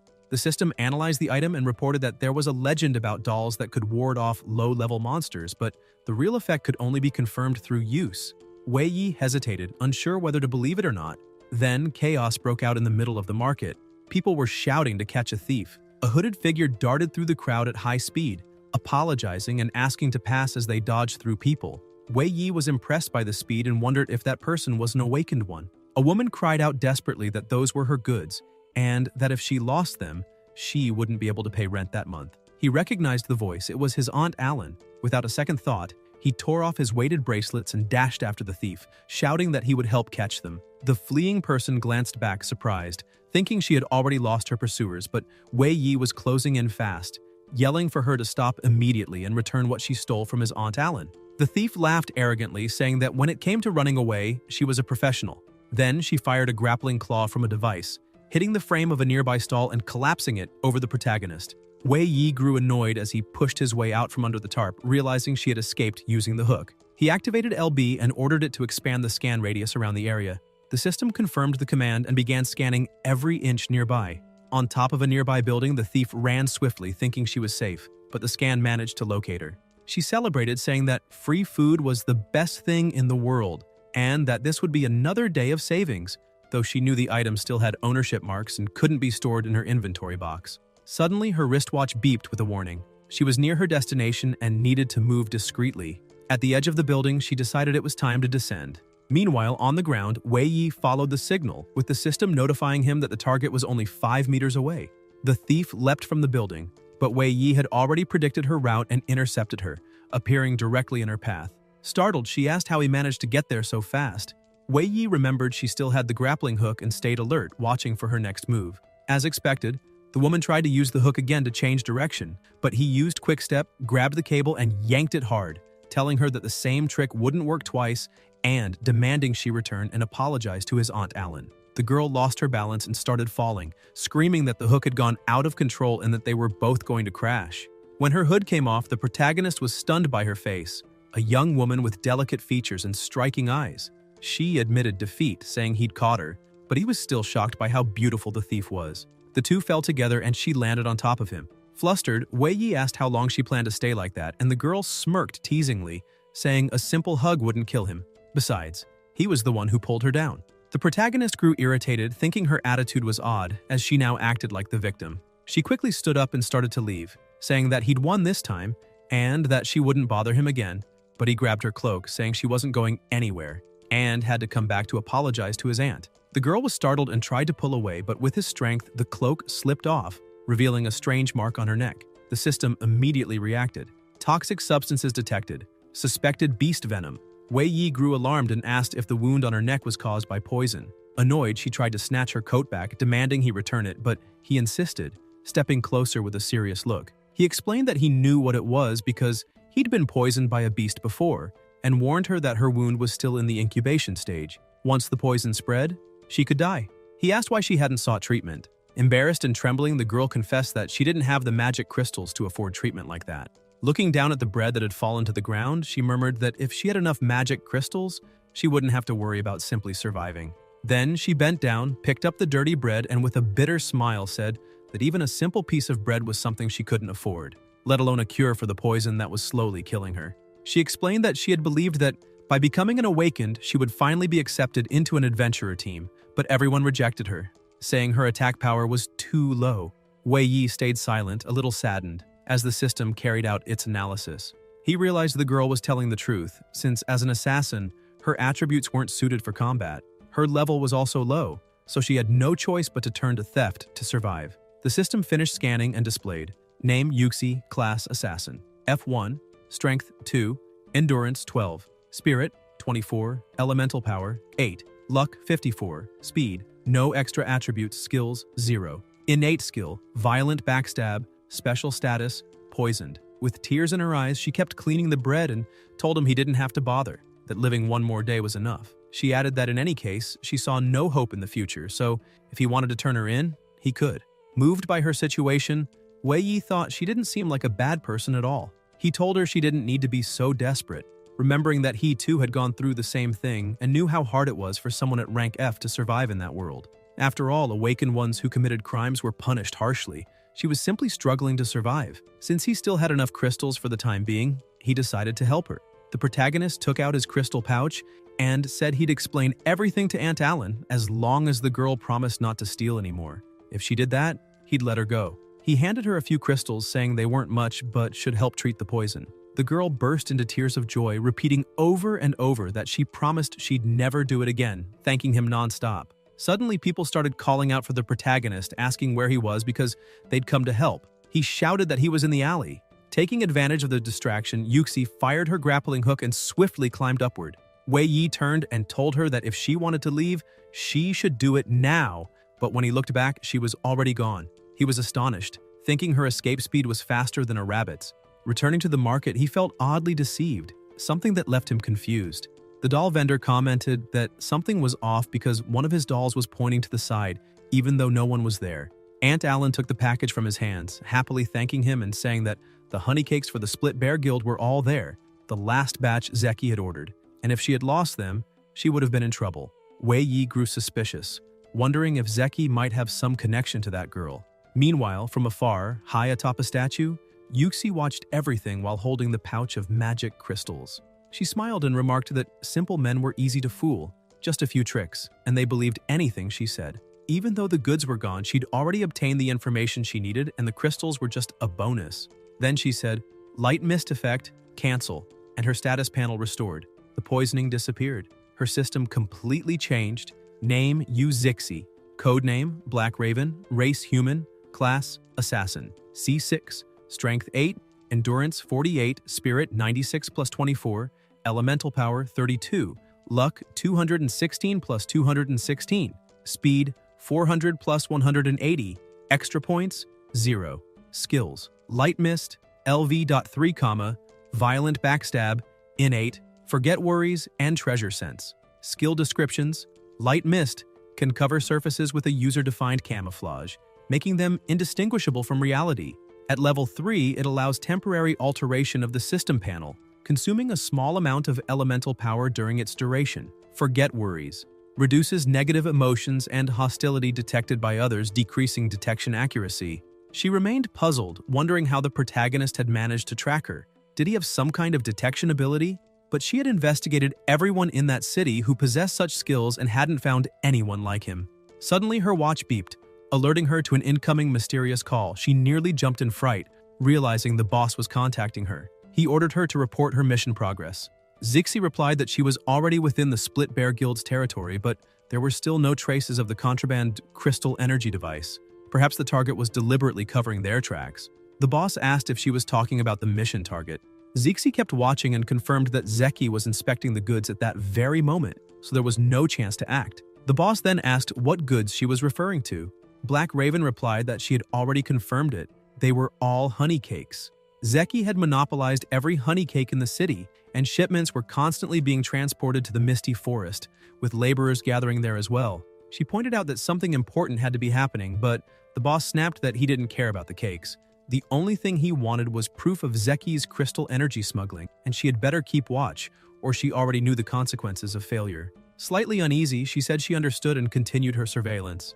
Elsewhere in the city, the protagonist walked along, commenting that in the end, his aunt still gave him 2 honey cakes for free. Still, he couldn't understand why the Split Bear Guild needed so many honey cakes. There was no way they were all that obsessed with sweets. On top of that, his uncle said that Ugly Doll was destined for him and simply handed it over, though the protagonist still had no idea what it was for. He arrived at the door thinking maybe Maba Hiaoshi would like it, but quickly changed his mind. He had no time to waste and needed to prepare for departure. Opening the door, he called out that he was back, only for Zhao Xiao to storm in, furious, asking how he dared to go without taking them along. She went on, saying that their grandfather told her the protagonist was planning to go alone to the misty forest and the old house, and she declared that she wanted to go too.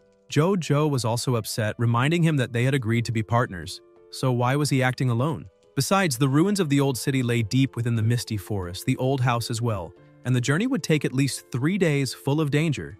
Wei Yi told Zhou not to worry, explaining that he'd already bought all the essential supplies and handed a gift to his sister. She lit up when she saw it was a honey cake. The protagonist continued saying that as for the danger, he knew the area well and had been there several times before. Originally, this was his problem alone, and he didn't want to drag the 2 of them into it. Both of them started shouting at him, insisting that wasn't true and that they were coming no matter what. Seeing there was no way to talk them out of it, he agreed, admitting that in the end, having more people was actually better for watching each other's backs.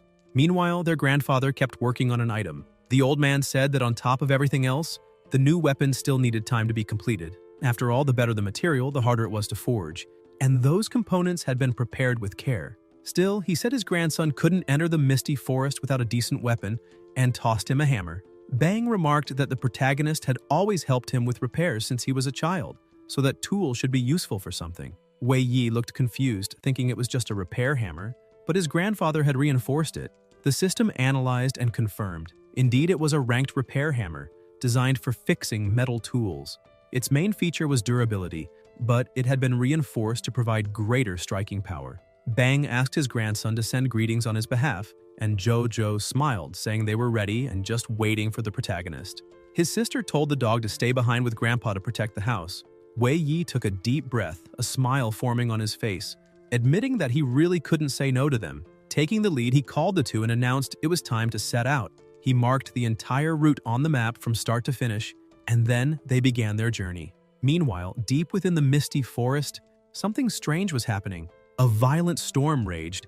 Countless monsters lay dead as even more terrifying creatures devoured them. There were many entrances to the misty forest, and the protagonist, his sister, and his friend had chosen the one farthest from the city, moving toward the forest center in search of the ancient ruins. To reduce the risks of lingering in dangerous zones, travelers usually picked the entry closest to their destination, and the safe path Wei Yi had mentioned was precisely that one, making it the ideal route. However, safe only meant fewer monsters. The environmental hazards remained unavoidable. The uneven terrain made the journey anything but peaceful, but fortunately they encountered no major danger, and after more than a day of travel, arrived on the morning of the second day. Looking to the side, Wei Yi remarked that they had finally arrived. The system notified that the accumulated automatic experience was complete, and he advanced to level E7. Everyone stood in awe before the ruins of the ancient city. Zhao Xiao gazed in wonder, saying it felt like the entire city was spread out before them. The protagonist agreed, remembering that all of it was the result of the great destruction caused by the creator back then, and that the old house was still farther ahead, so they needed to keep going. Zhou looked out toward the field where he used to play soccer as a child and wondered how it had become so ruined. Everything felt both familiar and foreign at once. Wei Yi nodded, saying that unfortunately they couldn't return to the past. His friend called out for him to look ahead, pointing toward the park's fountain. The system detected that the fountain's mechanism was malfunctioning and awarded the protagonist 10 experience points. Zhou recalled that back then, some kids had bullied Wei Yi, and he had almost drowned. It was Lan Bao who saved him for the first time. As he remembered that moment, the protagonist froze, reliving the image of his friend in his mind. After he had entered that memory, Lan Bao had never responded again. But even so, Wei Yi felt a strong intuition that this time he would manage to awaken him. Xiao Xiao commented that her older brother and Lan Bao seemed to share memories connected to that place, and she wished she could feel that too. LB tried to process the emotion, but the system reported that emotional interpretation had failed. Wei Yi smiled, wondering what exactly LB was trying to understand. Zhou, deep in thought, mentioned that the creator had been so powerful that he destroyed every intelligent machine, and it was incredible that Lan Bao had somehow escaped. He asked how that could have happened. LB replied that access was denied as Lan Bao's core information was hidden. The protagonist reflected that it might be because the creator and Lan Bao shared similar systems since their parents had likely foreseen the creator's ambition and created Lan Bao to counter it, sending him to Wei Yi. Zhou was astonished and intrigued. Having a system similar to the creator's was truly something extraordinary. If Lan Bao could be revived, perhaps he could stand against the creator one day, or even change the world. Wei Yi said that was still uncertain, but that this was exactly why they had come, to search for more clues. Maybe, as his grandfather had said, this was the mission he was destined to complete. Zhou admitted, a little embarrassed, that he felt envious of the protagonist since Wei Yi always moved forward with purpose, while he himself didn't even know what he was searching for, let alone his true mission. He said he was like his father, who had made him study business from childhood to inherit the family shop, but he had never liked it. Still, he worked hard to meet expectations. Later, when the world changed, he became an awakened, almost by accident, joined the Meteor Guild, and met the protagonist, slowly realizing he liked that kind of life much more. Always moving forward with his shield, he said he felt a strange thrill whenever he protected others. It made him feel needed. He asked Wei Yi if maybe that feeling was what he'd been looking for all along. The protagonist replied that he believed everything had a purpose, and that Zhou was there because he could fight without holding back. Xiao Xiao shouted that people who protect others are amazing too. Zhou laughed, feeling better, and said he liked hearing that, promising he would do everything he could to protect everyone. Suddenly, they heard a strange sound and a thick fog began to spread. The protagonist frowned, asking when it had gotten so dense, and the three of them immediately prepared for battle. Wei Yi told his sister to stay between them, as something was wrong with that mist. Activating the all-seeing analysis, he could spot creatures moving beneath the water among the ruins. The system identified them. Fishman hunters, common monsters of Class D, 1 to D3, strength between 180 and 188, endurance 96, spirit between 168 and 176, elemental power 87, luck 48, speed between 201 and 209. Suddenly, the monsters burst from the water, ready to ambush. The protagonist shouted that they were fishman hunters and ordered Zhou to protect his sister. Zhou immediately stepped in front of her and told him to leave it to him. The protagonist analyzed the situation and noted that there were 6 enemies, scattered and distant. He was lucky to have the all-seeing analysis panel, which allowed him to predict their positions. Then, without realizing what happened, he was struck and asked himself when that attack had been launched. The system identified a puncture wound in his shoulder. The water churned violently, and sensing another strike coming, he threw his bag backward. Zhou and Xiao Xiao cried out in concern, asking if he was okay. Wei Yi answered that he was fine, saying it was just a scratch. He focused again, realizing there was only one attack notification but no visible trajectory, which confused him. The main bodies were still far away. He wondered if this could be some kind of special ability, and decided that he'd have to attack directly to find out.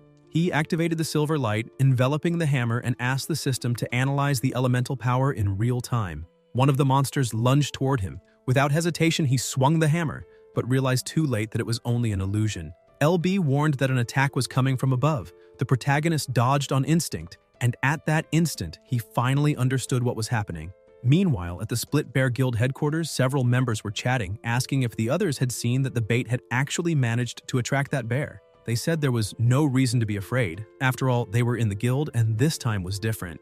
Many of them had been so terrified after seeing the creature that they hadn't been able to get out of bed for days. One of them asked if it was really that dangerous. He'd faced some things before, but admitted the guild was short on people lately and had needed to recruit new members. The veteran told the rookie to quit stalling and get moving, and the boy, with a disguised appearance, smirked slightly, thinking she'd just overheard something interesting. Continuing her work under disguise, she analyzed the surroundings and realized that the room she was in was Zeki's own, and that soon she'd uncover all his secrets. Inside the room, the guild leader sat silently, gazing at a photo of his brother, murmuring that the time had finally come. It was thanks to his brother's help in the past that he'd managed to get his hands on that crystal energy device, and because of that artifact, the guild had become powerful enough to dominate the city. If that creature hadn't appeared, he would have shared all that success with his brother. Zeki said that now that he'd gathered enough power, it was time to avenge what happened in the past, and this time, he would make sure that thing was destroyed piece by piece. Pang Ming burst into the room shouting that there was news. Zhong Tianyu wouldn't be coming anymore. He'd left a voice message that had to be delivered to the boss personally. Zeki told him to play it. The message started, "Hey Zeki, I don't have time for the mission. Xiaomei's birthday is in a few days, and being the good man I am, of course I have to go." Suddenly, another voice interrupted, asking where his hands were going. Zhong Tianyu resumed, apologizing and saying that over the next few days, Tem Kir, Zhao Chun, Zhao Guo, and some others would be asking him to spend time with them. Man, they say you're super charming. Doesn't that ever get exhausting? Anyway, let's postpone the mission to next month, okay?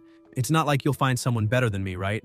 Don't forget to send next month's payment to my account in advance. The moment the recording ended, Zeki smashed the table in half with a single strike, growling that the arrogant fool only wanted to take the money and run. If the Star Driller hadn't proven useful for causing large-scale elemental damage, why should he keep putting up with that kind of nonsense? Furious, Zeki admitted that, despite everything, Zhong Tianyu's role on the team was replaceable, and maybe it was time to move on without him. Pang Ming picked up the shattered pieces from the floor and asked what they should do next, and whether the others should be notified about the delay. He also reminded his boss that the intermediate magic crystal couldn't just be left lying around, since if it exploded by accident, the energy released could destroy the entire building. At that, an idea sparked in Zeki's mind. He didn't need that idiot. There was another option right in front of him.